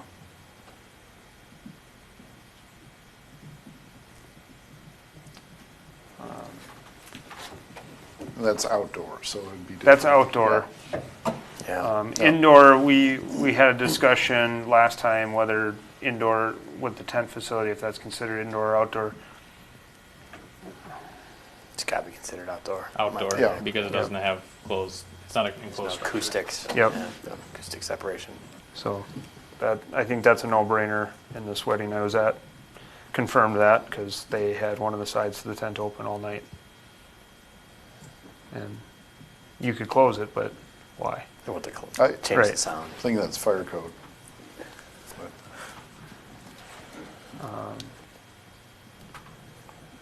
Yeah, I don't think it's unreasonable to go a little bit earlier for outdoor sound. I don't think that would have any unreasonable expectations against the applicant either, too, because it sounded like they were only going to do that for a couple of years with the tented before they look at building a more permanent space, which would give them the enclosure to mitigate some of the impact of the sound to the adjacent properties.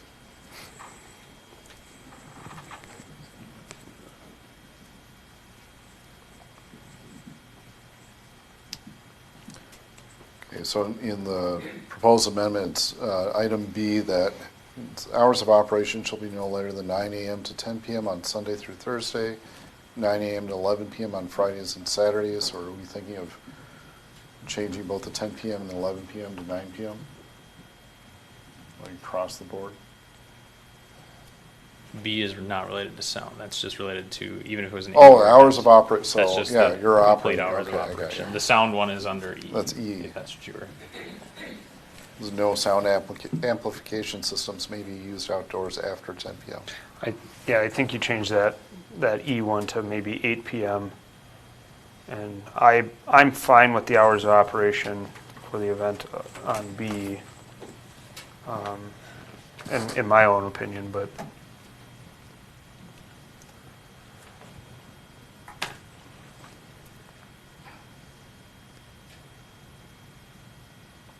I don't have a strong opinion. Yeah, I'm fine with the hours of operation. You know, if we have this Halloween hayride or whatever, they can be there after dark. and each one of these can get further refined if there is a different use coming in for that event. So So if it is coming in and saying, hey, we want to use this as a rock concert venue, we might say, well, then you got to be done by 7. We can add reasonable conditions within any Right. individual IUP request. Right. Correct. Because there's too many residents around it. The sanitary one, we had I know on that one, we had a comment of changing it instead of neighboring residential structure to changing it to property lines. Yeah, that's an easy change. Just to keep it further away from, someone might be outdoors using their own property. Just as a side note, the place I was at had really nice portable restrooms that were on a trailer, and there was like 6 of them combined facility, and that was really nice and actually much nicer than the indoor bathroom that they had offered. And I don't know if there's, as people are looking at this or considering it, that they make very nice portable toilets, I guess is my point.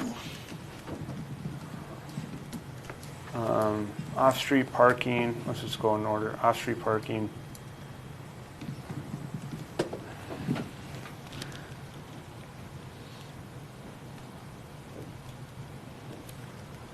The one stall per 3 guests, is that standard for like I'm thinking of like any place of assembly versus like 1 per 4? Yeah, 1 per 3 is So the it's just the standard standard. for places of worship. I forget what the other one is called, but outdoors assemblies. Those are all. That's the standard for those. Okay. So keeping consistent with that.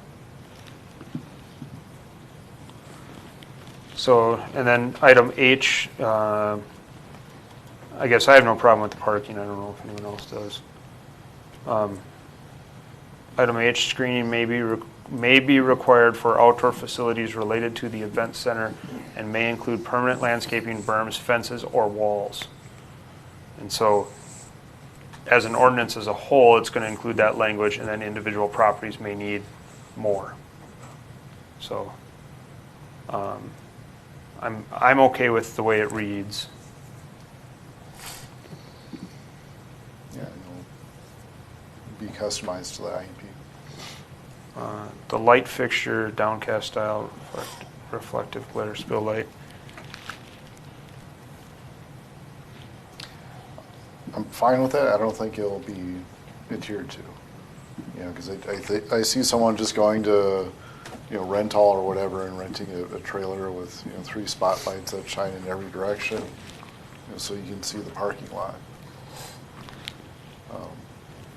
The ones I've been to, the outdoor weddings I've been to, the outdoor events, it's all low-level landscape, maybe okay. some cafe lights strung throughout the trees or along the sidewalk, so it delineates it. It's really Nowhere to go. really Okay. minimal. Most of the outdoor wedding venues try to capture the nature and not set it up as a, going to the Radisson like I did, where there's a big parking lot with lots of lights. I think everyone agrees with no camping.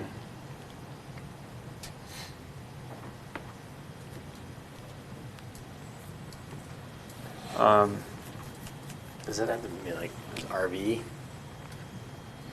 use fall into that? Like if you were to use the RV for camping, Yeah. RVs A motor it just gets vehicle? into a vehicle storage, which Yeah. has a time limit in our ordinance already, so we didn't want to overlap with that. So that would allow I- it as part of that time frame. I think you just leave it as is. That's fine. No, Just asking. don't give anyone any ideas. Sorry. Strike it from there. Signage for the event center. I think I didn't think about this one a whole lot from our discussion last time, but It seemed like the ordinance was just shifting it to the IUP just to push Yeah. the discussion down to the specific use case, which to me is fine. I think this, in nature with, an ag business, it should be more smaller, not flashy, not a big rental thing with Marquees. marquees on it. Just as we're thinking about this, at least what our thoughts are behind it. Yeah, I mean, I think of like the Burma Shave signs, but that's strung out over miles of roads, not Right. necessarily of 40 acres. Right. I don't mind a decent sized placard saying Fisher Farms or something along those lines. And then compliance with all the building codes, liquor license. Do we have to, with this, would they have to get a liquor license per event? They would typically just get a business liquor license. Business liquor license. If they were operating as, I mean, it depends on how they want to serve liquor, but if you had a building with a bar and you were serving liquor on a regular basis, you'd just get a business liquor license. But if we have a catering event, the catering company can have their own liquor license? Mm-hmm. And I couldn't speak to individually of liquor licensing for the caterer versus doing it as a business as a whole. I don't know the details of what's required for each and how it's different, but I know that you would have one. Every caterer has one for a liquor license, and if the facility had their own staff and wanted to serve alcoholic beverages, they'd have to have their own liquor license. But it's just saying no matter whatever those cases may be, they have to have a liquor license if they're serving liquor. Yep. Or alcohol.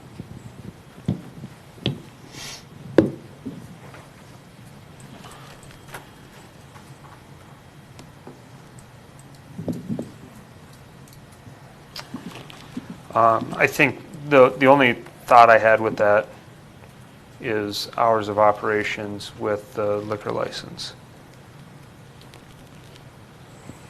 Would we?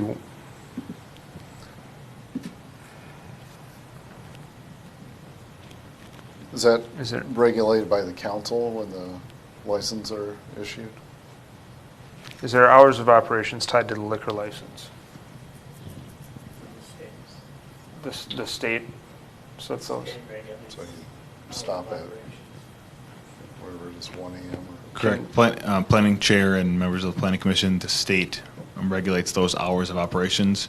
We can limit those, I believe, per liquor license if we'd like to say it could be less, but I don't know that for a fact, so let me review that before I say, yes, that's what we can do.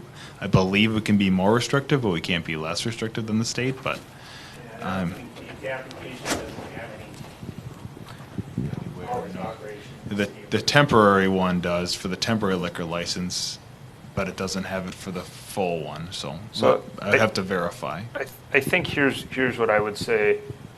From what I know about the Scandia one that's up there, I mentioned this last time. My uncle owns a venue up there, and they do cut their liquor license or their liquor sales short of when the event's over. I think it's like an hour before the event's over. Not saying we should go that route, but what I am suggesting is that we do maybe restrict hours of the liquor license on the application. Maybe make a special event one where it's more of a, it's long-term temporary, if that makes sense. Each temp license is 3 days. Yeah, so maybe, I don't know, is there a way to do it on like more of a monthly basis so that, you get 3-4 weddings in there and there's an issue, then they don't get reissued one? The city is also limited to, I think, 10. Is that by the state? Yep. Okay, All of this is, even the Form E downloads from the state, Okay. so it's. Because, and up there and under the Scandia one, it says additional standards for on-site alcohol consumption.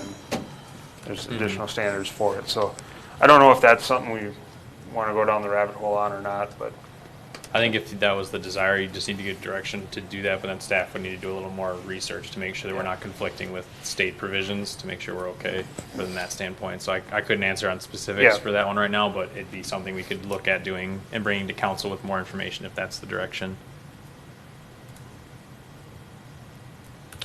the only reason I bring that up is you're rowdier, your rowdier wedding people will end up leaving and earlier in the night, and if there's less of that around. So just a thought.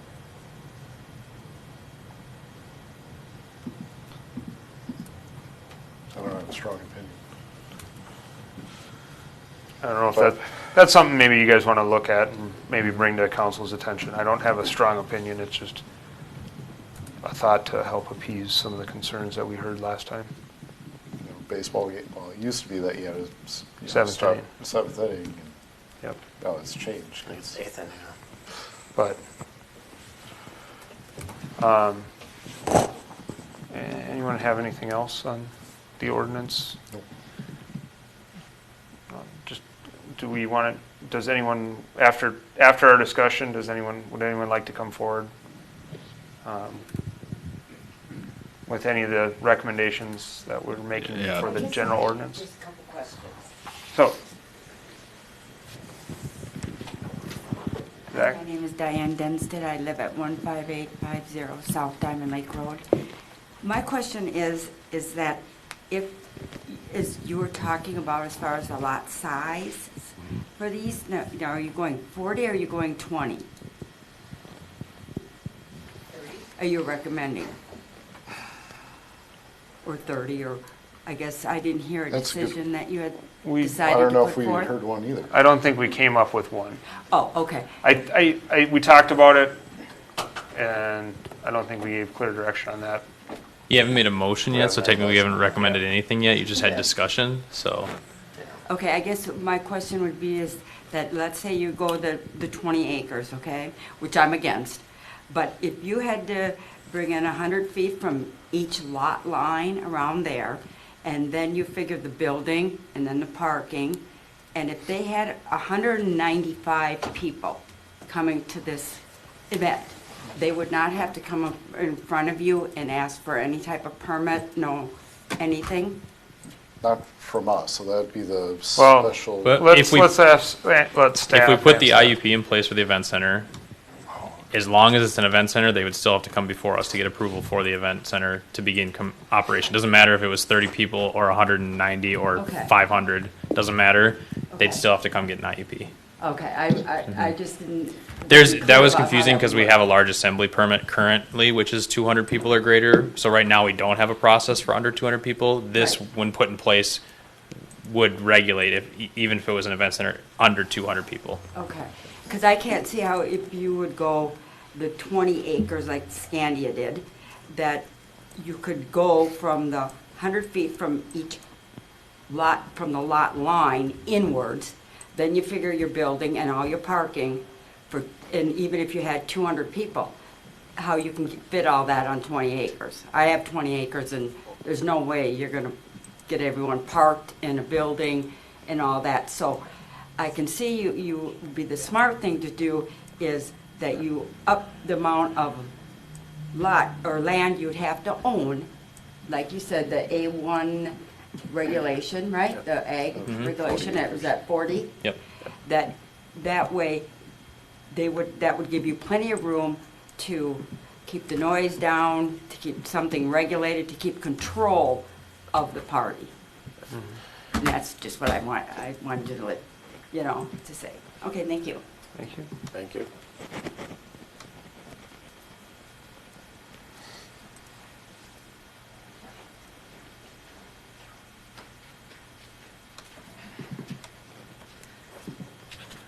Hi, my name is Lindy Ledoux, and I live at 15350 South Diamond Lake Road.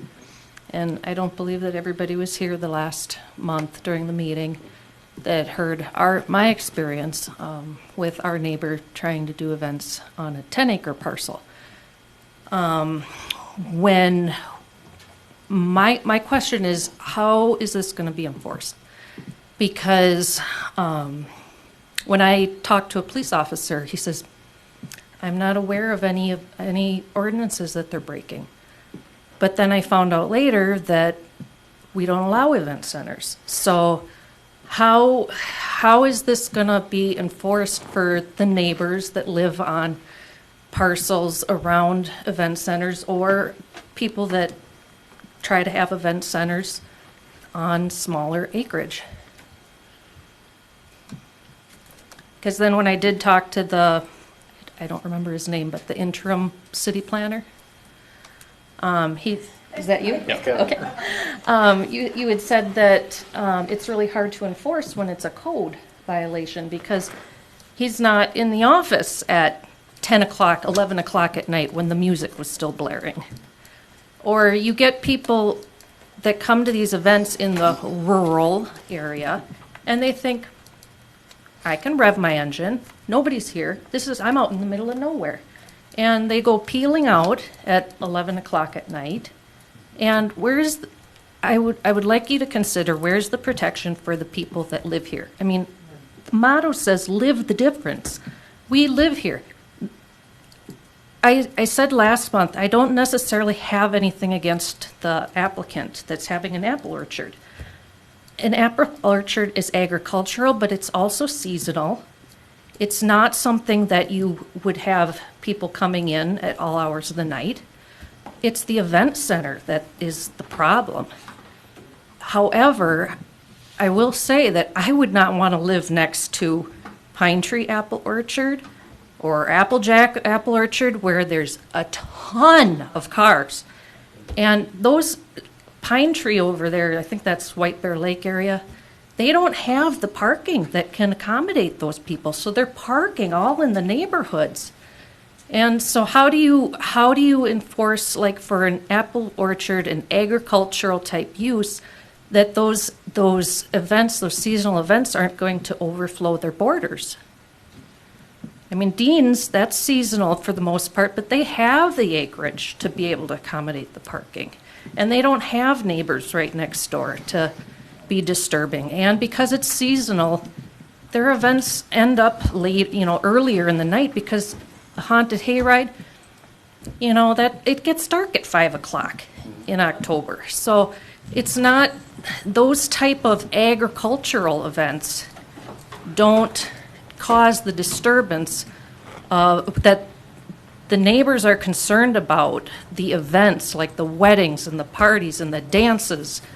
And so I would just ask you to seriously consider what is the difference in Dayton? People move out here to have it quiet.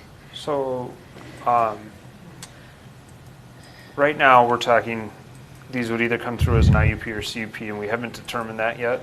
It's written as an IUP. It's written as an IUP. And each IUP would then need its own permit.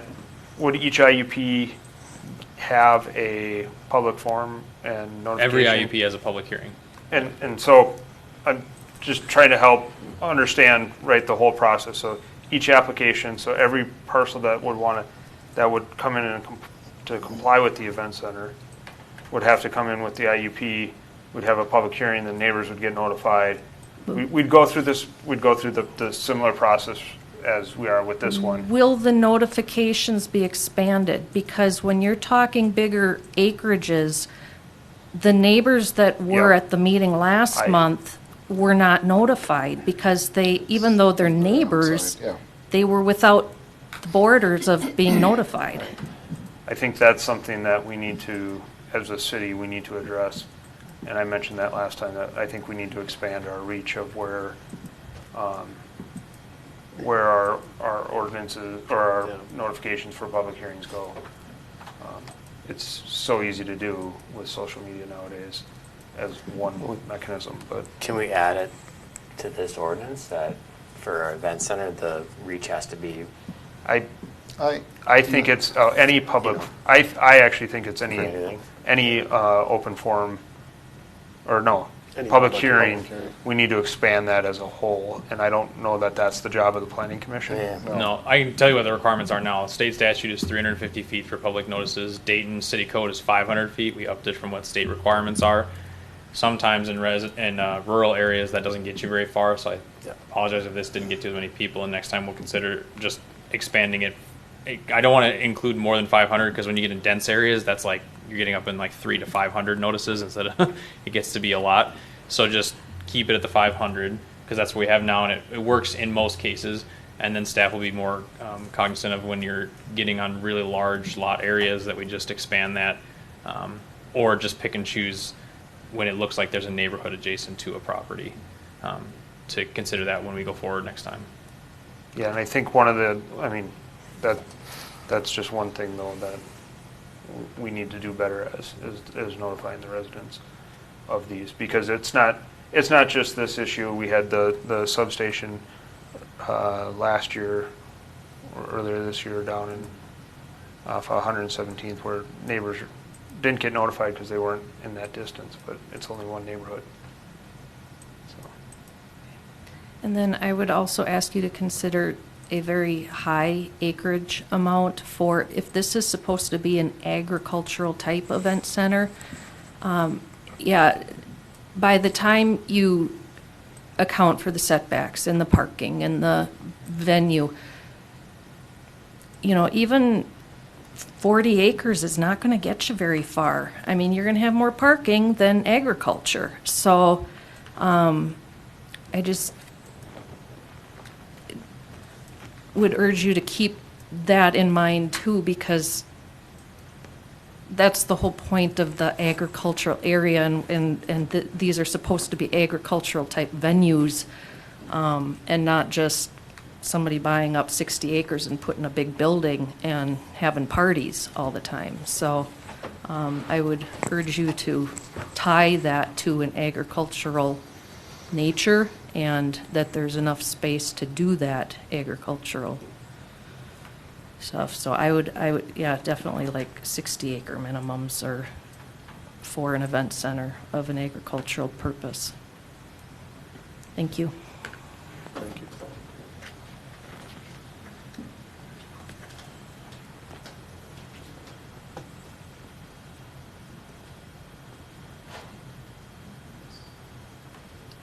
All right. I think with that, we didn't decide on the size of the acres. I'm leaning towards 40, with the understanding that Magnus is 35, or 34.42 according to Hennepin County site. Theirs is also unique because we don't count the lake. It's as outside part of the the property. property. Yep. Well, right, but there's, anyways. Magnus is also, are they truly acting as an event center, or are they one-time permits for events? And so that's something that I think we need to differentiate with a Magnus.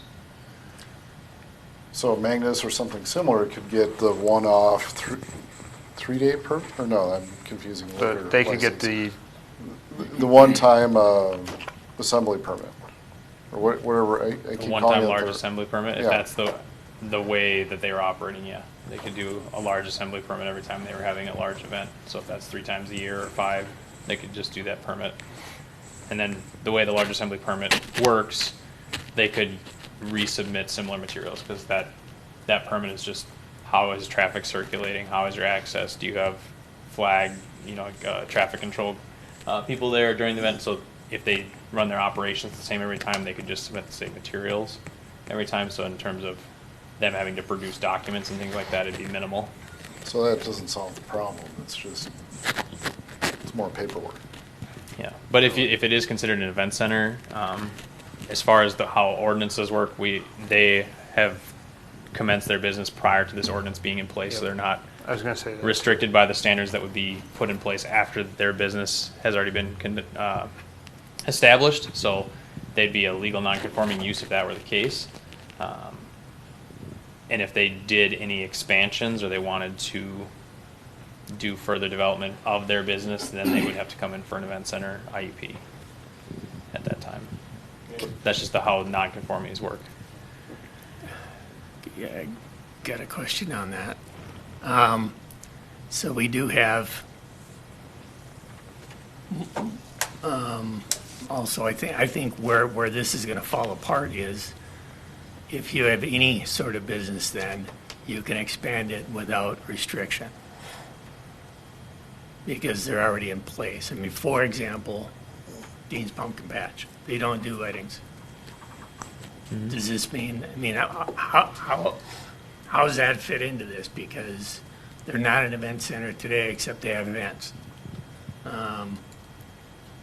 If they add some other facet to their events, are they covered? Are they not covered? Or If they were to be classified under the event center, considered an event center, where if they were to add a wedding venue or something of that nature, they would have to come in for the event center IUP at that point in time. what does that event center mean? Does that mean they have a new building go up? In Yeah. addition to the 14 they have now? And whether it's a new stage for concerts or a new building for wedding, it depends on what they're proposing to do, but as long as it falls under that definition of, I'll see if I can get it up here, event centers. If they added something that would be deemed a public assembly, meeting, private meeting, retreat, party, wedding, reception, concert, or dance that they don't currently have now, they would have to come in for an IUP to do an event center. So, as another example,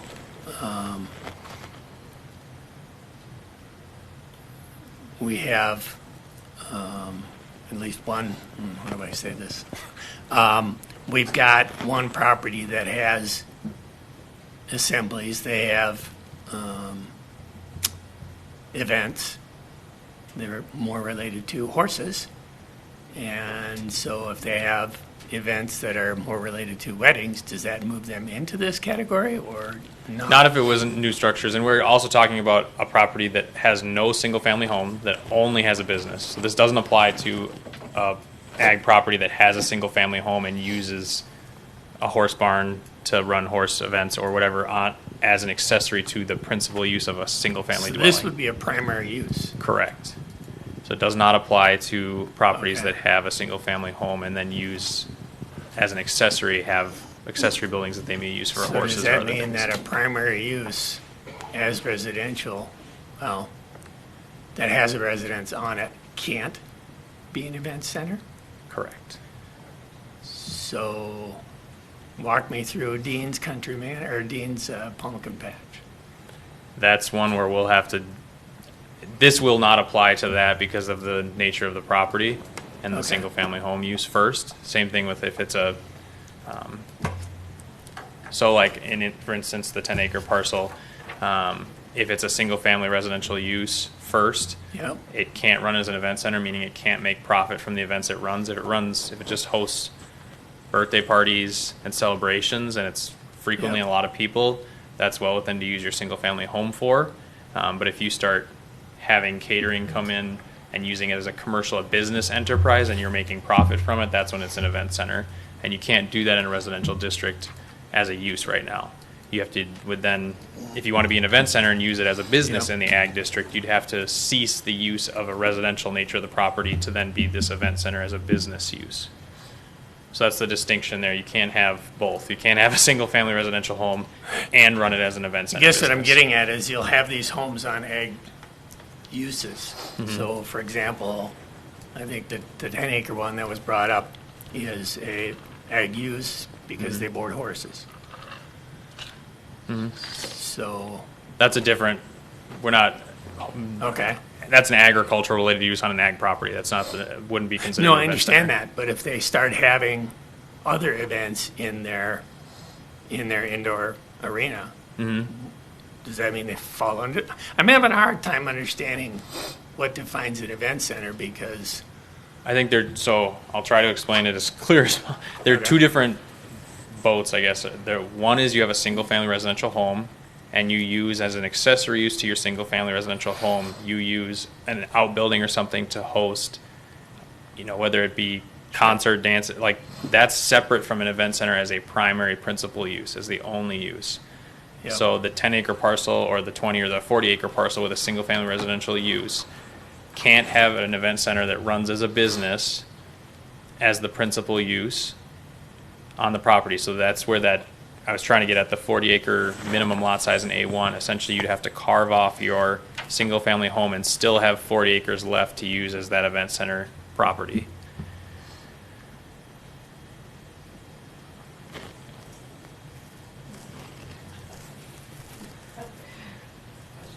Yeah.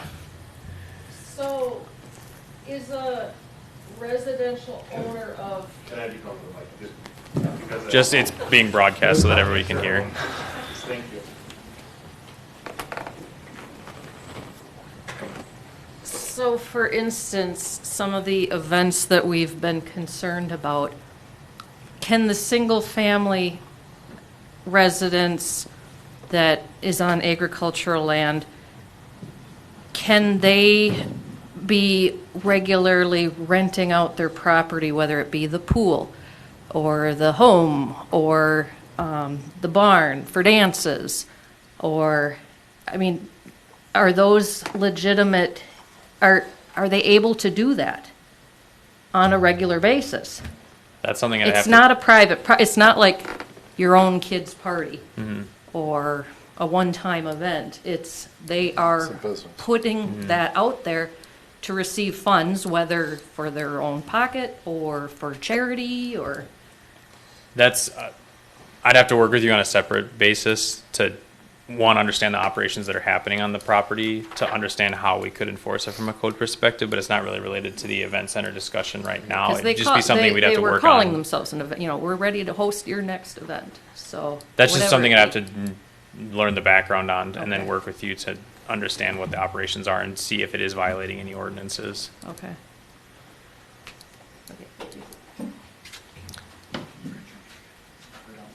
So I can think, I don't know, I don't scrapbook, but I know it was a big thing. Maybe it's still a big thing, I have no idea. But if I owned a house and I wanted to rent it out for scrapbooking, it would have to be, if we have a minimum acreage size on 20 or 40 acres or whatever that is. Like I can't have a, You're moving into the realm of when you have a home and you have a home occupation business. Whether yeah. it's a conditional home occupation or a permitted home occupation, if you use your primary residence as a place of business, then you're moving into a home occupation. Okay, so that's gonna be separate from an event center. You need So to it's buy hard it. because right now, like, I don't know all the businesses we're talking about with like horse barns and other events and everything like that. I don't know every single property and how they operate. Some of these may be technically violating the using their home as a business and not having a home occupation license, but I can't speak to those because I haven't done the research on whether there's code enforcement issues from a zoning perspective. So some of these may not be in compliance with our ordinance, which is why I think we're having issues with some of these that may be operating outside of what the code allows now. But I can't talk about them without doing the research on each of these Yep. properties.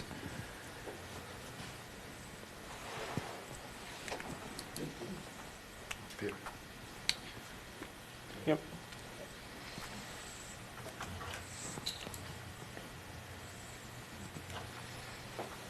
Just to throw a couple of more things in the, another piece of sand in the monkey wrench here.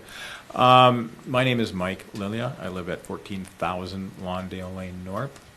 I am both a neighbor of the Magnus Foundation and the property primarily in question here tonight. I just wanted to say something in regards to Magnus Foundation. As a neighbor of theirs and what I've observed, I don't see them as an event center. I see them as an entity that occasionally hosts events to bring attention to themselves and what they're doing, as well as raise some funds for what they're doing. They're not the kind of people that are having something potentially every night. And what I wanted to throw out there in return, in regards to what you were talking about, minimum sizing, there's also something called grandfathering. If you wanted to say those that are already doing something, you can always say, hey, Magnus is smaller, but they've been in existence now for X amount of years as a legitimate entity there, doing what they've done, following the rules and regulations that were set for them. Unlike what some of these other properties where they've been talking about somebody who's just under the table renting out their properties. The other thing I wanted to throw out for property sizing was potentially somebody could meet the 40-acre minimum if you decide on 40 acres.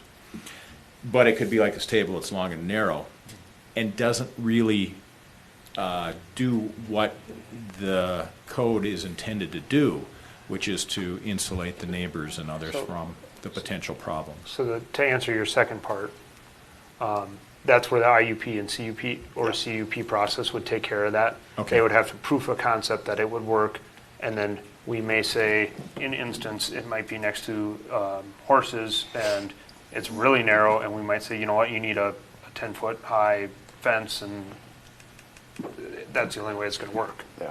I mean, that's this, the IUP or process would take care of most of those types of concerns. Okay. Yeah, I prove guess the to concept. your point that just because they meet the 40-acre minimum means that they meet the constraints of the ordinance, but it doesn't mean that they're guaranteed an IUP or COP to move forward with the property. So that's the secondary layer that kind of allows us to add additional constraints or to make sure that we're dealing with those other concerns of things like a long, narrow property and not having proper setback and or having impact to adjacent properties. And while we want the ordinance to be all-encompassing of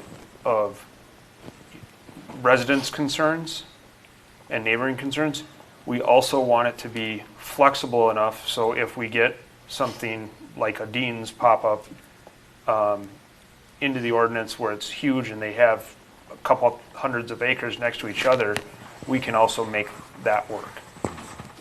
We want it to be flexible on both ends, on the residents and the new incoming applications. The IUP, CUP would address the specific concerns to the site, such as, maybe this one doesn't have hours of operation that is in the ordinance or doesn't operate on the frequency that is allowed by the ordinance.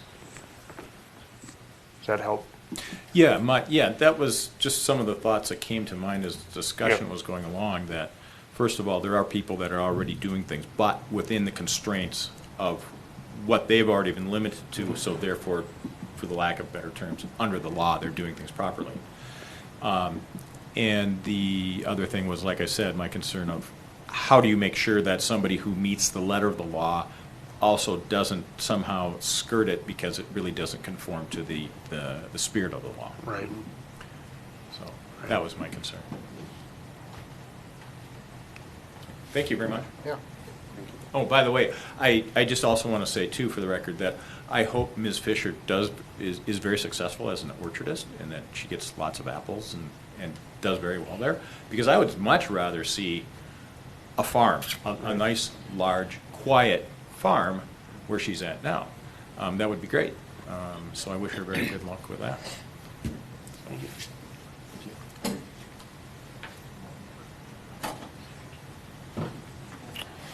All right, we should move into, And we're going to approach our time limit Yeah. for a special event. yes, We were ahead of schedule too. we were. But that I anyone's knew paying this one attention. was going to be,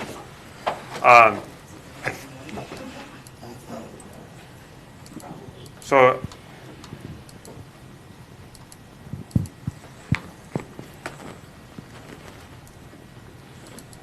So in my notes, I have two amendments to the proposed ordinance written and then a question mark on size. okay, So on E is no sound amplification systems may be used outdoors after 8 p.m. instead of 10 p.m. And then the last line in F is no portable toilets shall be located closer to 40 feet from a neighboring property line or other residential structure. And then question on the 20 versus 40 acres. you changed it to 400. 400. You left it at 400. 400. Well, that's all I don't know if we Just from the said property something line? else or Well, it's from property line though, right? Not from a structure. not from residential structure. I mean, 400 feet from a residential structure seems to make sense. But I was reading the first one, the 200 from a neighboring residential structure. There's two of them in there. Oh, Yeah. No sanitary facilities, no portable toilets. kind of think of those as being the same. I do too. Yeah, what if the 200 is supposed to be property line and the 400 is from a structure? They're talking about, so the sanitary facilities would be if you installed a permanent bathroom versus a Oh, portable. gotcha. So a permanent bathroom in this case is 200 feet from a neighboring residential Yeah. structure, and the portable toilets are 400 feet. So it's just the Okay. difference between Yeah, all right. permanent and portable. So if Okay. the intent was to make the language to be neighboring residential property line, we could make that change. We'd make it consistent, so it'd be for both the permanent and portable. 400. Yeah. a 20-acre lot, if it's square, is about 900 by 900. It'd have to be right in the center. So it'd have to just Right in the break middle of down. the parking Well, lot. not necessarily. I mean, it could If- be up against it could be closer to the road, Yeah, per se. yeah. So, Just make them really nice. It's like the, Portables on a trailer. yeah, yeah. those were nice. If we could, and I don't have a good, clear suggestion, the sanitary, if a permanent bathroom facility, however you want to word that, versus, I mean, I can see how sanitary facilities versus, Portable toilets is confusing. yeah, Okay. Yep. I, Just say permanent, don't you? non-portable.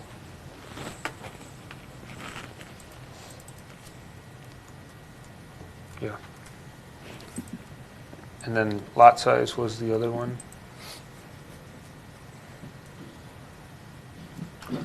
I guess I'm leaning towards 40 acres, and if it seems like it's too restrictive, we can always change that to 20. I do have a concern that does make Magnus a non-conforming use, and they can't expand without coming back. And we'd have to go through this amendment process, so I mean, there's kind of there's a catch to everything. There is. And I think my thought on it is, as we describe the event centers here, maybe just take into consideration Magnus as one that already does some of these events. I don't know if it's worth a reach out to them to quantify how many they do. Maybe on a smaller parcel, we can limit the number of events throughout the year and still.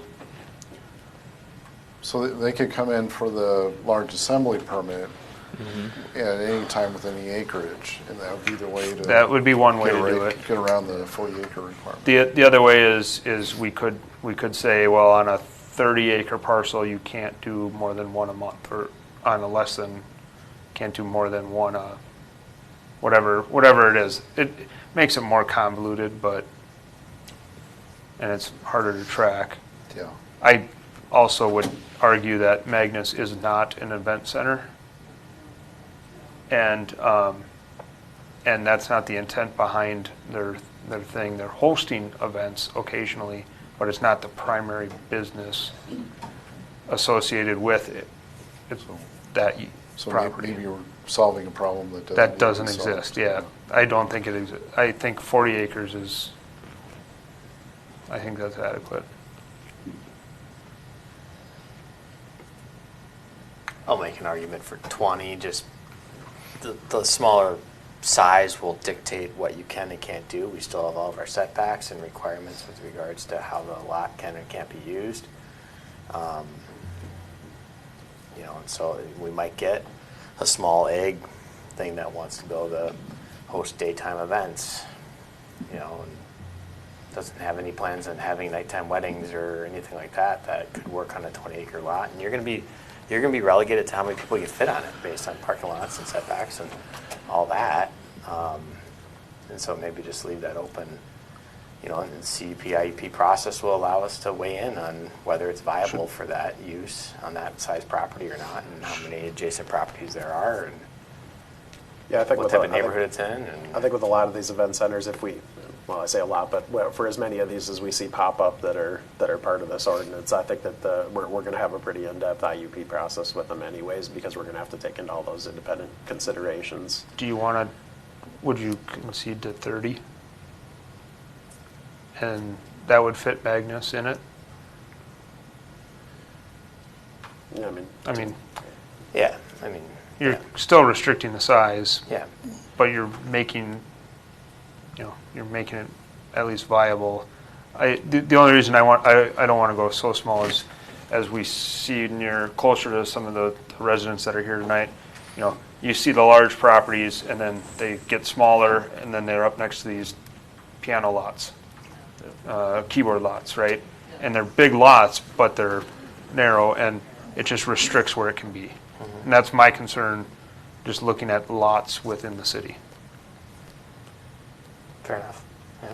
So that's why I was pushing for 40, but I could concede to 30 on this. Okay. Do we have a motion?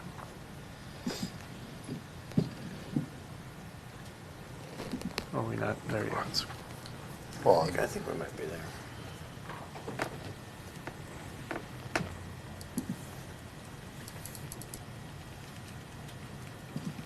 So is the lot size, is that another line item? It would just be to add a Is that- condition to the. Yeah. Yeah.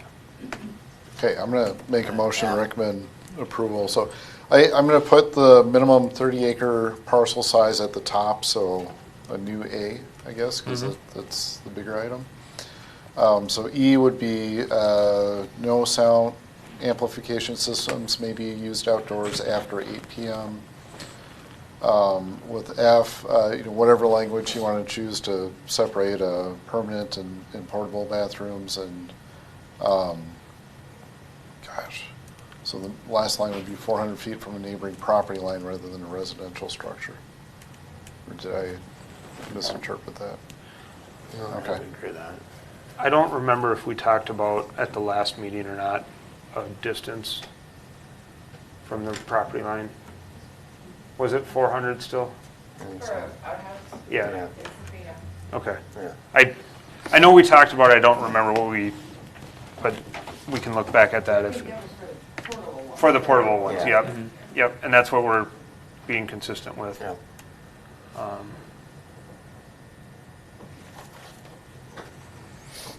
That's your motion? Yep. I'll second it.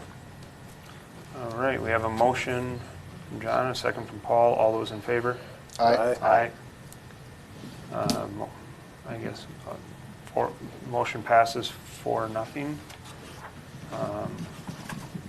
For the event center ordinance,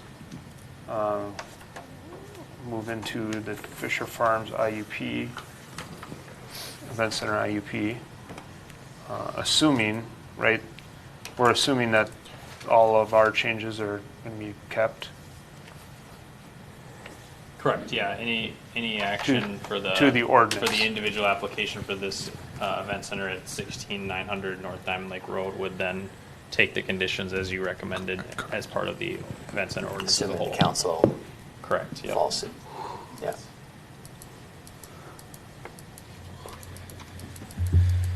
Well, I'll move right into it then. Thank you, Mr. Chair, members of the commission, to move forward with the individual event center, which is an application by Amanda Fisher for the Fisher Event Center IUP. Location is 16900 North Diamond Lake Road. It is a 66-acre site, guided low-density residential and zoned A1 agricultural. It is in the 2040 MUSA staging area. The applicant requesting the IUP plans to develop in stages, so the first stage being planting the apple orchard and host tented events with the gravel parking lot, then moving into building a permanent event center in 2025, which will require an IUP amendment, as that would be an expansion at that time. It does not finite details of size, floor plans, things like that with that event center at this time. And then staff does recommend with the IUP that it expires when ownership of the parcel changes, just as that's a trigger for the business to have to reapply. New from last time as it was tabled, the applicant did provide, worked with staff to provide a site plan detailing the location of various operations on the site and the staging at which they will be built. So first and foremost would be the temporary access out onto North Diamond Lake Road with the new gravel parking area as phase one. So you'll see the green text bubbles would be indicating things with phase one. So the gravel parking lot and the access onto the North Diamond Lake Road are part of phase one, and then tents in lieu of the event center until that event center is constructed. And then putting in a permanent stormwater basin to meet state requirements for that gravel parking lot area with that phase one.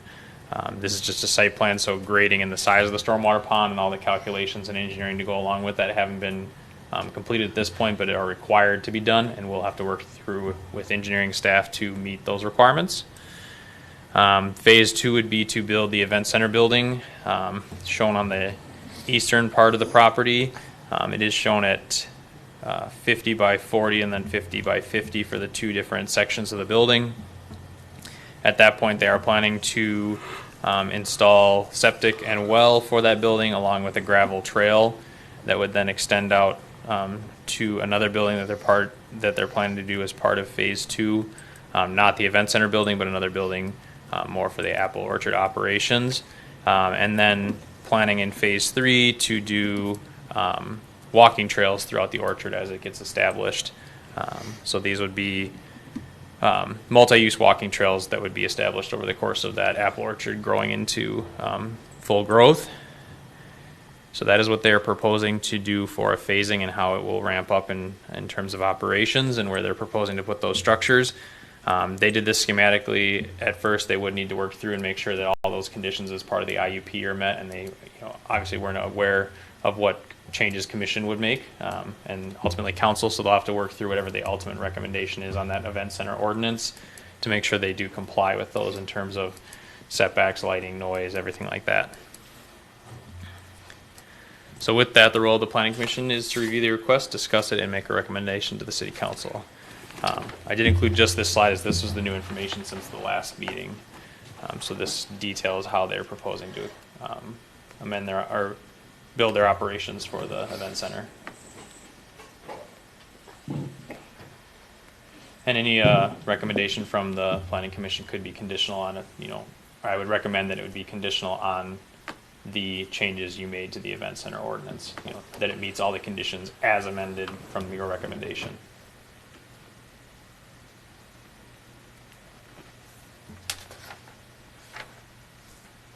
If there's any questions for staff. I have a question.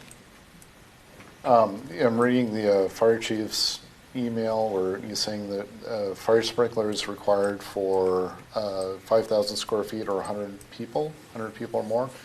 Do you know, is that for like any type of structure, like including a tent structure? I think that's a building. That's a building. That's an assembly building. Okay. Requirement. So I'm just like, where I was going with it is, did we just recommend approval of a project that can't be built? Yeah, correct. So it would be a fire code with a permanent structure, not a temporary structure. So a tent would be considered a temporary structure, which would be considered outdoor with your outdoor music portion of the event ordinance. So it would be considered as part of the event center in phase 2.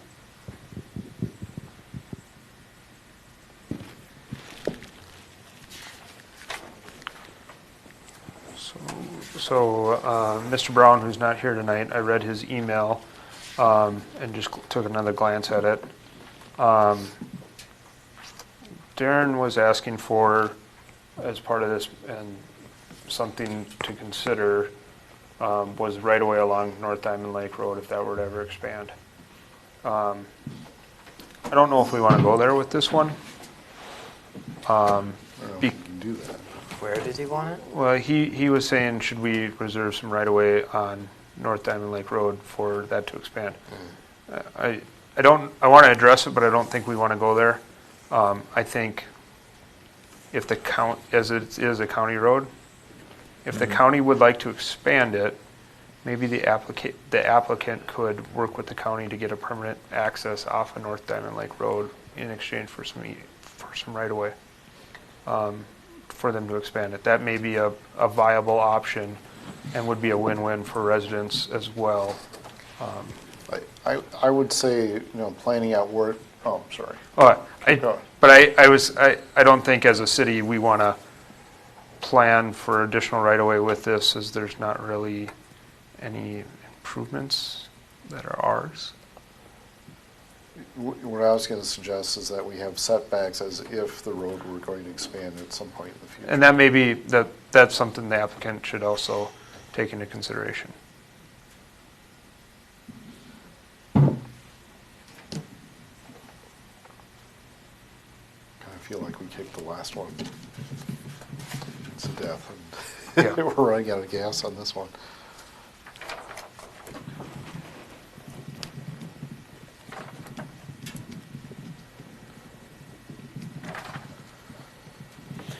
And, keep in mind she's got phase 1 with the tents, and then phase 2 she'll be back in front of us again. to revisit where all the Phase 2 buildings are, the more permanent structures, so we can get a better idea of that stuff as time moves on.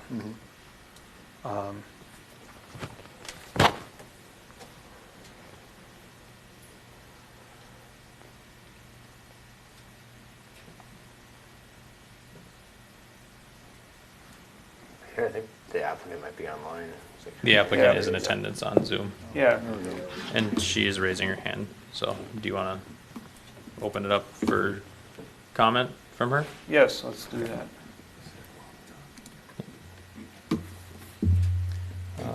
Yeah. Go ahead, Amanda. Hello, everybody. Amanda Fisher. I Hold- am- Oh, Hold on hold one on. second. Hold on one That's second. really quiet. Yeah, can we raise that up, Chris, a little bit? Okay. Hold on one second, Amanda. Just want to use the Okay. volume button up here.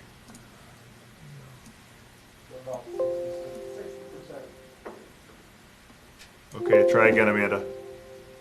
Is this a better noise level for you? There we go. Yep. Yeah, much better. All right. I guess signing in Amanda Fisher from location 16900 North Diamond Lake Road. Just wanted to clarify some of the comments you're already kind of going in, and just to try to keep focus at what this particular IUP is for versus 100% looking at the whole grand scheme of things.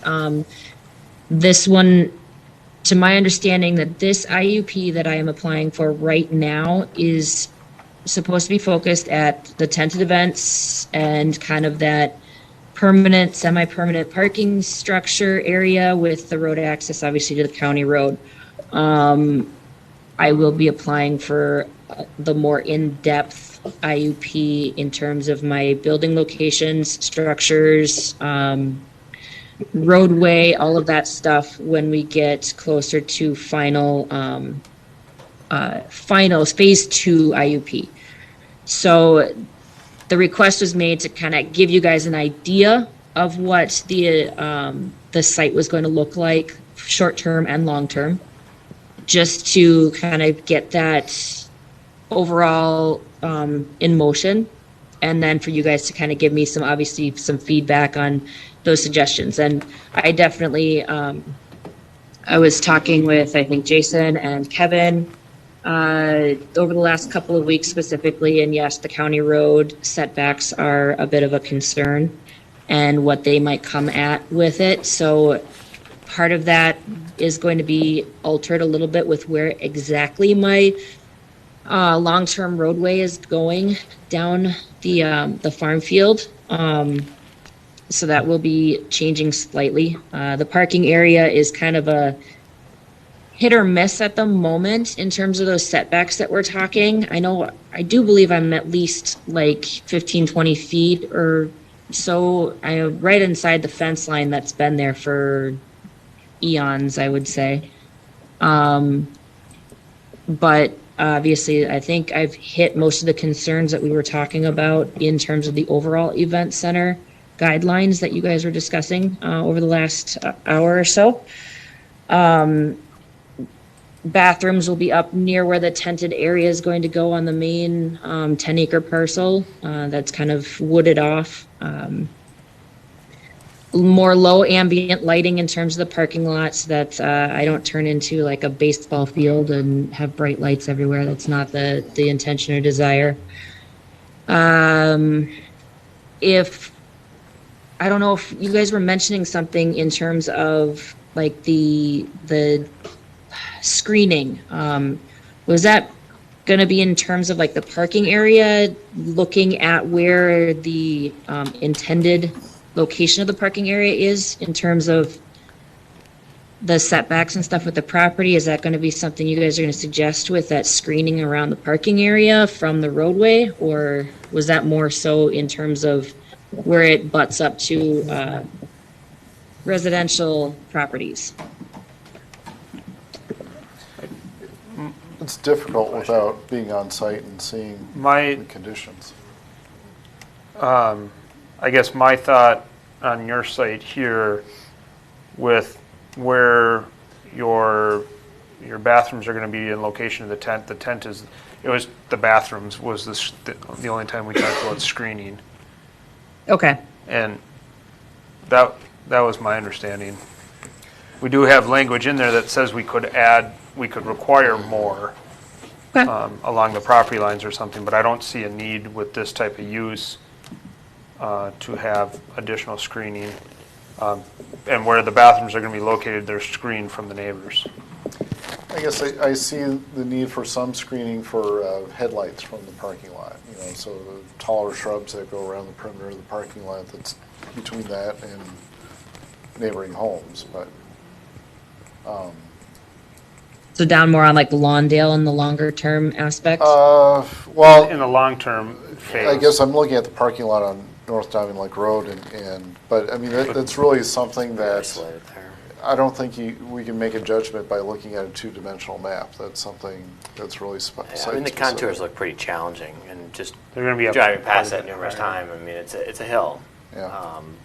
Yep. And so one of the things to mind too is we are working on a full site survey. That'll be coming in the next couple of months. It wasn't something I could do a turnaround in 30 days and get done with everybody else's timelines.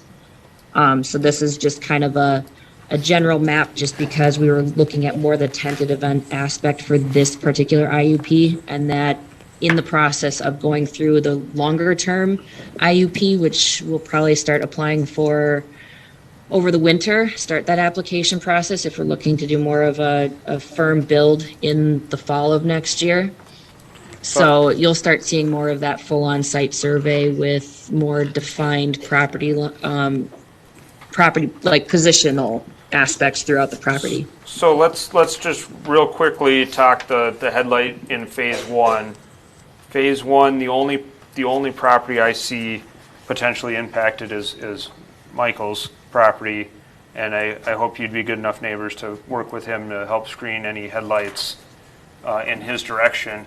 The Magnus property is right across South Diamond Lake, and then there's already wooded and the tent building between her and the property to the east. So there's not that many properties that are going to be affected by headlights in phase one. Phase two is a different story as you're coming out that gravel road, but like Amanda said, they still need to rework that with the county and the county setbacks and things like that. So maybe something just as a note for the next IUP. Yeah. Yep. And I'm actually working on kind of my next phase of planting is going to be a lot of like the hedge work and screening along the edge of the property in relation to the roadside. So Lawndale side will start getting stuff planted here this summer yet that will grow to be 5+ feet tall to help with that screening now, and then it'll be already developed by the time we put the roadway in.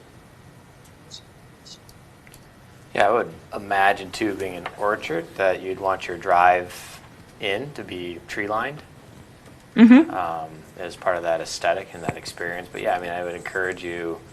I mean, you've heard a lot of comments from neighbors. Whatever you can do to help them with this aesthetically pleasing site, whatever you can do to help them with the traffic, whatever you can do with regards to how you host events, to encourage your clients to be respectful of the neighborhood, maybe even write it into their contracts or whatever you can do. I mean, your neighbors are your neighbors, and currently they don't want an event center right here. So hopefully you can weigh that into your business plan and how things are written and contracted with your clients, specifically for events, as opposed to just kind of the orchard operation. I think that's more welcoming. Agreed. And yes, I want to, it's the screening in terms of what I'm talking about would be very aesthetically pleasing. Lots of different colors throughout the various seasons, and decent coverage in the winters as well, to keep that noise traffic down on top of what the tree growth will be.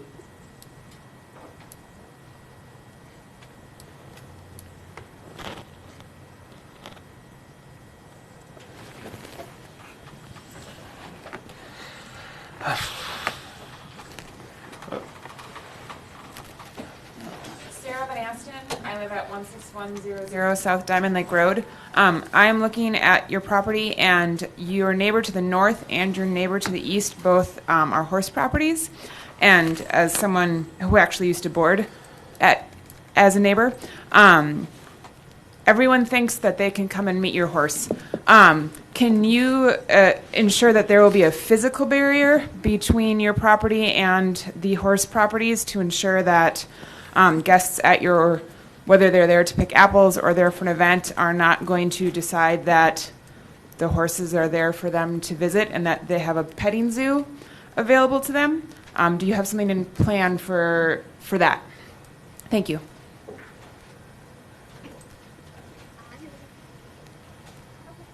I know right now the property to the east is very heavily wooded along that barrier. So it's not really in sight, in mind type setup. I definitely would be willing to consider something, but I know immediately it wouldn't necessarily be in the budget. But what would be for sure as a guarantee is an aspect of making my clientele liable for their guests and for any damages that would be incurred if their guests are not kept under control. That would be taken back on the clientele that would be coming in. I obviously do not want to endanger any animals. I'm a huge animal supporter myself, so I like to keep them at peace as best as possible. The neighbor that you're discussing to the north is quite a distance from where the events would be hosted.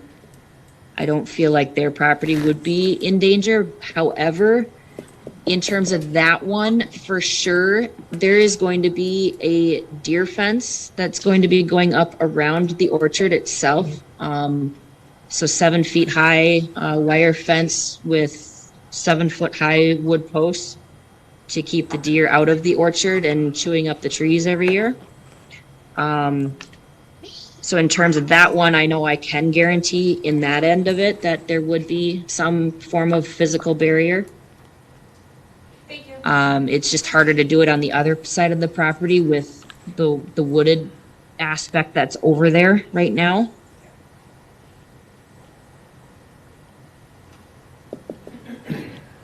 Thank you, Amanda. I think maybe as you continue to refine and update this, you could maybe show the extent of that fencing. Be helpful. Correct. Thank you. Any other questions for the applicant? How many acres, at some point, this whole thing is going to be an apple orchard other than the event center? For the most part, yes. Apple orchard, berries, and I'm even trying to decipher about making garden plots for Dayton residents to come and use. I know that there are a lot of residents who have much smaller plots for their property, and that might be something that they would be in consideration of wanting to have. I was going to be reaching out after the IUP aspects were finalized to Dayton residents to see what kind of interest there would be in that. So there might be some aspect of open garden plots, like 20 by 20 foot areas within the orchard for people to come and use for their summer plantings. But otherwise, yes, the bulk of the 56 acres of farm field is going to be apple, berry, garden, orchard type setups.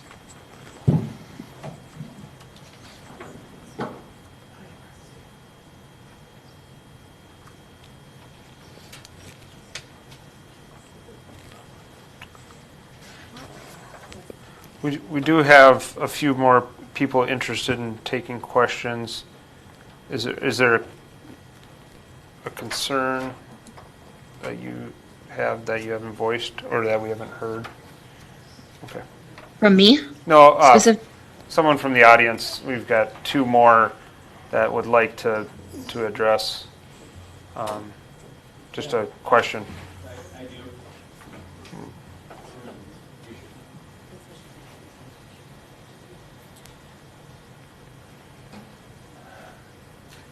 Again, my name is Mike Lilia, live at 14,000 Lawndale Lane North.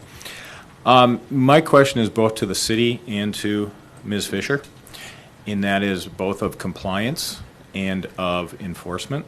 And the reason I ask that is because as of the last meeting, which was on a Thursday as well, there was no specific information regarding the finished structure of her parking lot. There was also a requirement for her to put up it's SWPP, Stormwater Protection Plan, I believe that's called. The following Monday, she started in on her parking lot without establishing any silt fences or any other barriers to prevent the runoff and the siltation of other water bodies in the nearby area. I found that both she had not lived up to the letter of agreement, which was to do those things, nor did I see that the city did anything to stop it. She's gotten most of the way done with her driveway or her parking lot, which now has come to a stop for some reason. And some of those silt pigs, I guess they're called, we call them pigs in the industry where we soaked up oil.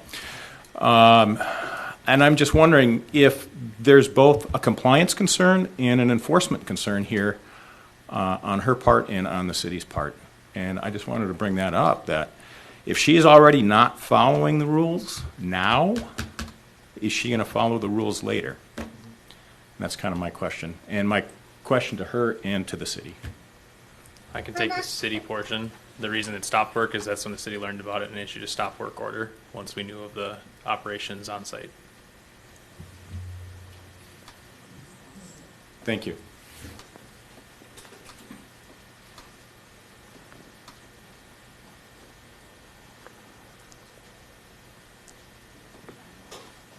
And from my end of things, it was never my intention to be doing anything outside of any ordinances. And once I found out that I guess we were over our acreage in allowance to actually do the work without, because there is a certain amount of area I can do without having to go through SWIP permits. Once I discovered that we were really more over that and all of that, I wanted to obviously keep in with compliance and not make enemies before I'm really even starting this whole aspect. Unfortunately, you don't smack a gift horse in the face. And it was one of those particular situations as a small business, the situation where it came up with the parking structure. I had started things down the road of in this process well before the parking structure had gone into place. It was just one of those gifts that wasn't completely able to be stopped immediately, but it has been stopped, paused until we have all of the final permits in place and all agreed aspects set forth.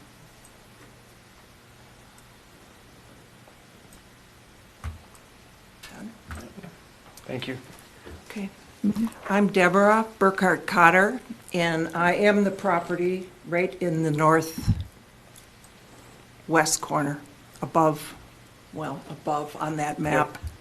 And I couldn't read exactly from the back what all the different things are. But the question I have is, and I may be wrong, that the county didn't want the traffic to come into the center on 144. They wanted traffic to come in down 12, Dayton River Road, and take Lawndale, and then turn. For the next phase. My understanding is the county wants to remove the access off of 144 and move it onto Lawndale for this property. With outside of that, where they come north or south is not Oh, okay. not pertinent So to they that. want it on Lawndale, the access.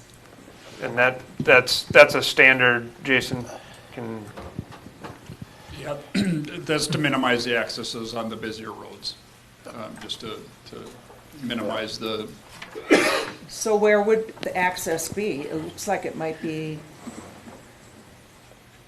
closer to my property than to 144. yeah, and ideally it would be Right. spaced as far as possible north of North Diamond Lake Road.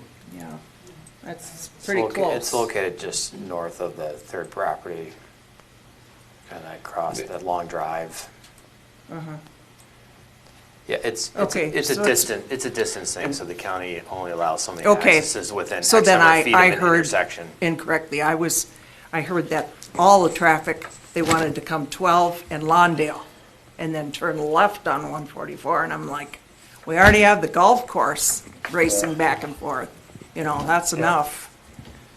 So, good. and it looks like Amanda's gotten a 5-year permit for temporary access off of Diamond Lake Road, so. Off of Diamond Lake Road, North Diamond Lake Road? Yep. So for the first couple of years, They can't enter off of North Diamond Lake Road. They won't be coming on Lawndale, they'll be coming off North Diamond Lake Road, Okay. But later, they will be coming on potentially. Lawndale. Okay. In my ideal world, I'd love to keep it on North Diamond Lake Road. Well, sure. But maybe after some time, a couple years of it being there, I might be able to convince the county otherwise. But unfortunately, at this time, they're really pushing for that within 5-year marker to Well, have maybe the you'll get a permanent stoplight access 'cause come you'll off be of so busy. Lawndale to deter the excessive, like, traffic blockages in how that road works. But I do know I have heard from another resident who lives on Lawndale that she would love to see maybe at least a stop sign there at that corner on Diamond Lake Road side to slow traffic down. I know there was recently an accident right at that corner. So that might be something we might help petition with the city in terms of trying to slow down that traffic a little bit for safety purposes. The corner of But- Lawndale and 144 you're talking about? Correct. Correct. Yeah, yeah. Yeah. And that would probably have to be in conjunction with the county, I would assume too, since it's adjacent to a county road. That would be a discussion between the city and the county. Okay, Roundabout, thank you. You're welcome, thank you. Thank you. another roundabout. Question for Jason, what is the eventual plan for 144 as far as right-of-way? None that I know of. So I think it's intended to be a 4-lane at some point, but I don't have any idea. And the county's moving more so to 4-lane divided roadways. I don't know if they've identified this road. I'd have to look in their master plan if it's even identified in that, but If they did, is there enough right-of-way to do that, or would they need additional? they'd right-of-way? certainly need additional right away. Yeah, they just have an existing 66 through there, if any. There's probably not even true right-of-way there. It's probably just there by prescriptive rights. But essentially 33-foot half right-of-way would be treated as right-of-way, but my guess is they would need no less than an additional 17 feet, possibly more, on either side. Okay, well, that's not significant for just 17 feet. No, I mean, that gives that'd be an 80-foot or a 100-foot corridor. Yeah. If it's a 4-lane divided, that's probably not wide enough, so they probably would need more if they went to that route, but.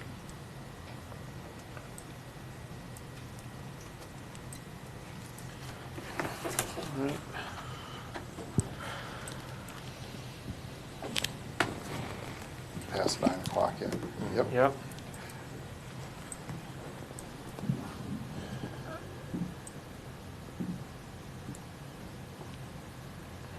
I guess I walked through I'll state my comments on the application itself and where my head's at. I walked through the ordinance in the IUP with this property in mind, but trying to carve the ordinance out to work for other properties that may come up in the future. I see no issue with it. I'm happy to hear that there's plans for a fence and and a few other amenities to help with the neighbors. I see no issue with it. And this IP is specific to the tents, it's not the construction of the permanent event center. So Correct. This is phase one. So whatever issues that we run into. If I could just touch base too, there were a couple other items you had on the event center, overall, just to kind of put it out there too, the liquor license aspect.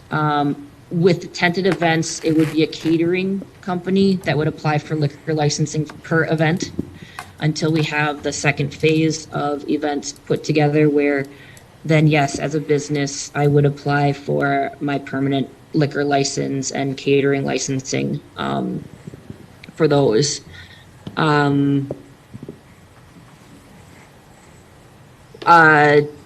Liquor sales would stop an hour before close of operation in terms of that aspect too. So just to put it out there.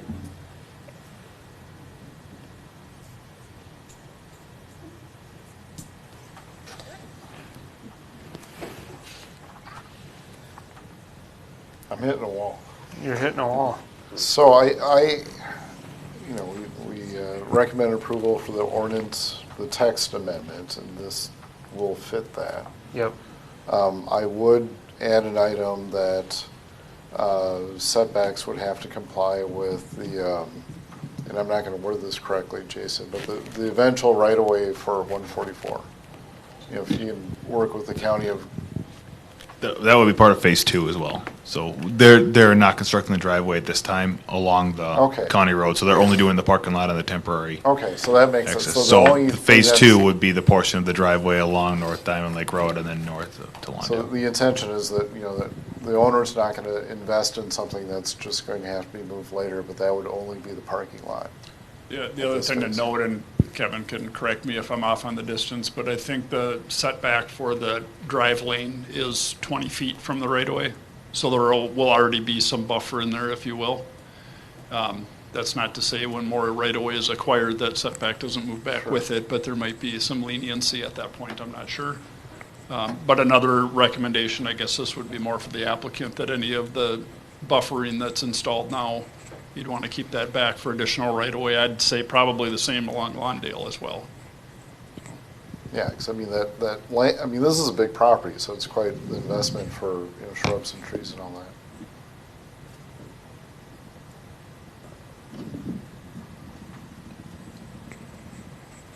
Okay, I'm going to make a recommendation for approval, or to recommend approval with those conditions plus the.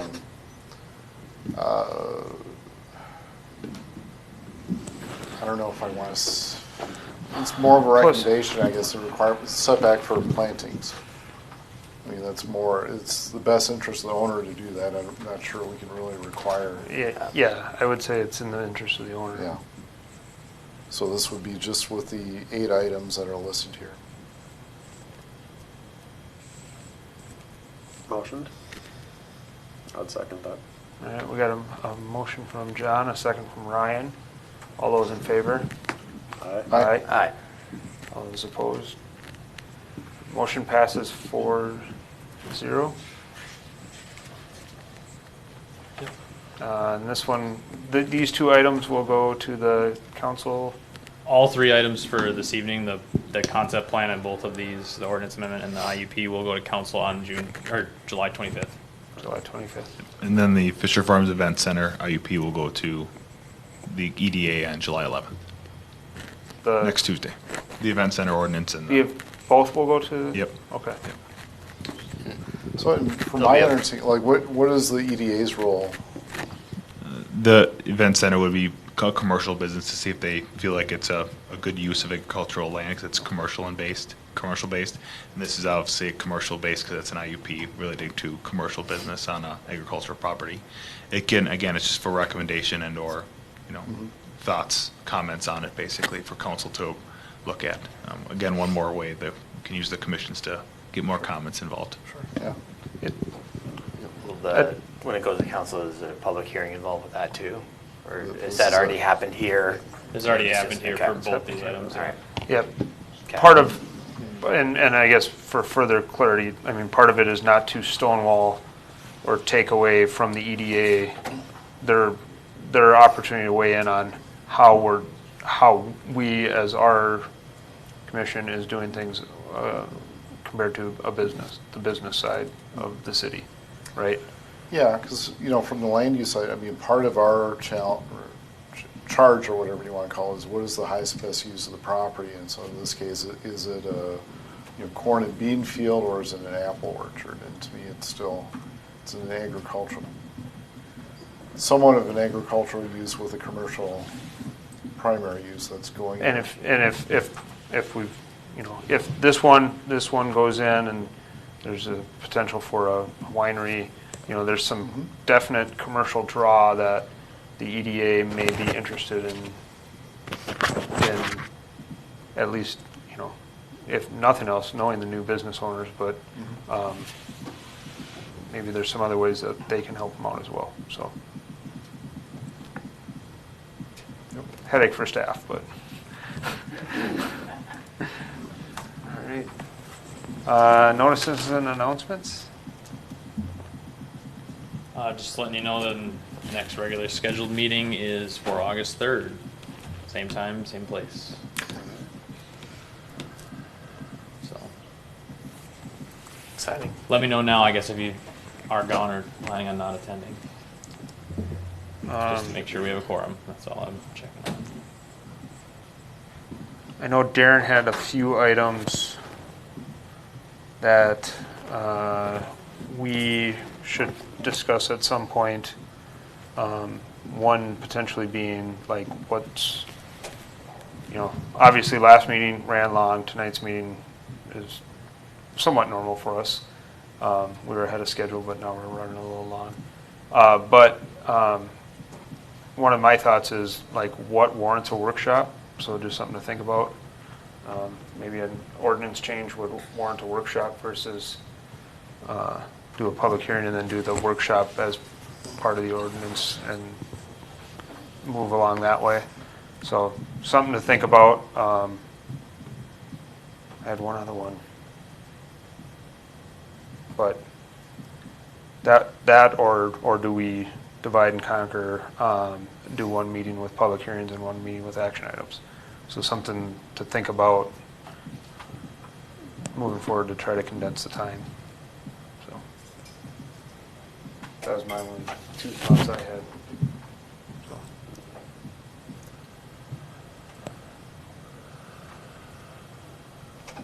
Yep. Sounds good. Yeah, further discussion later. Yep. Make a motion to adjourn? I'll second. A motion from Paul, a second from Ryan to adjourn. All those in favor? Aye. Aye. Aye. The meeting is adjourned.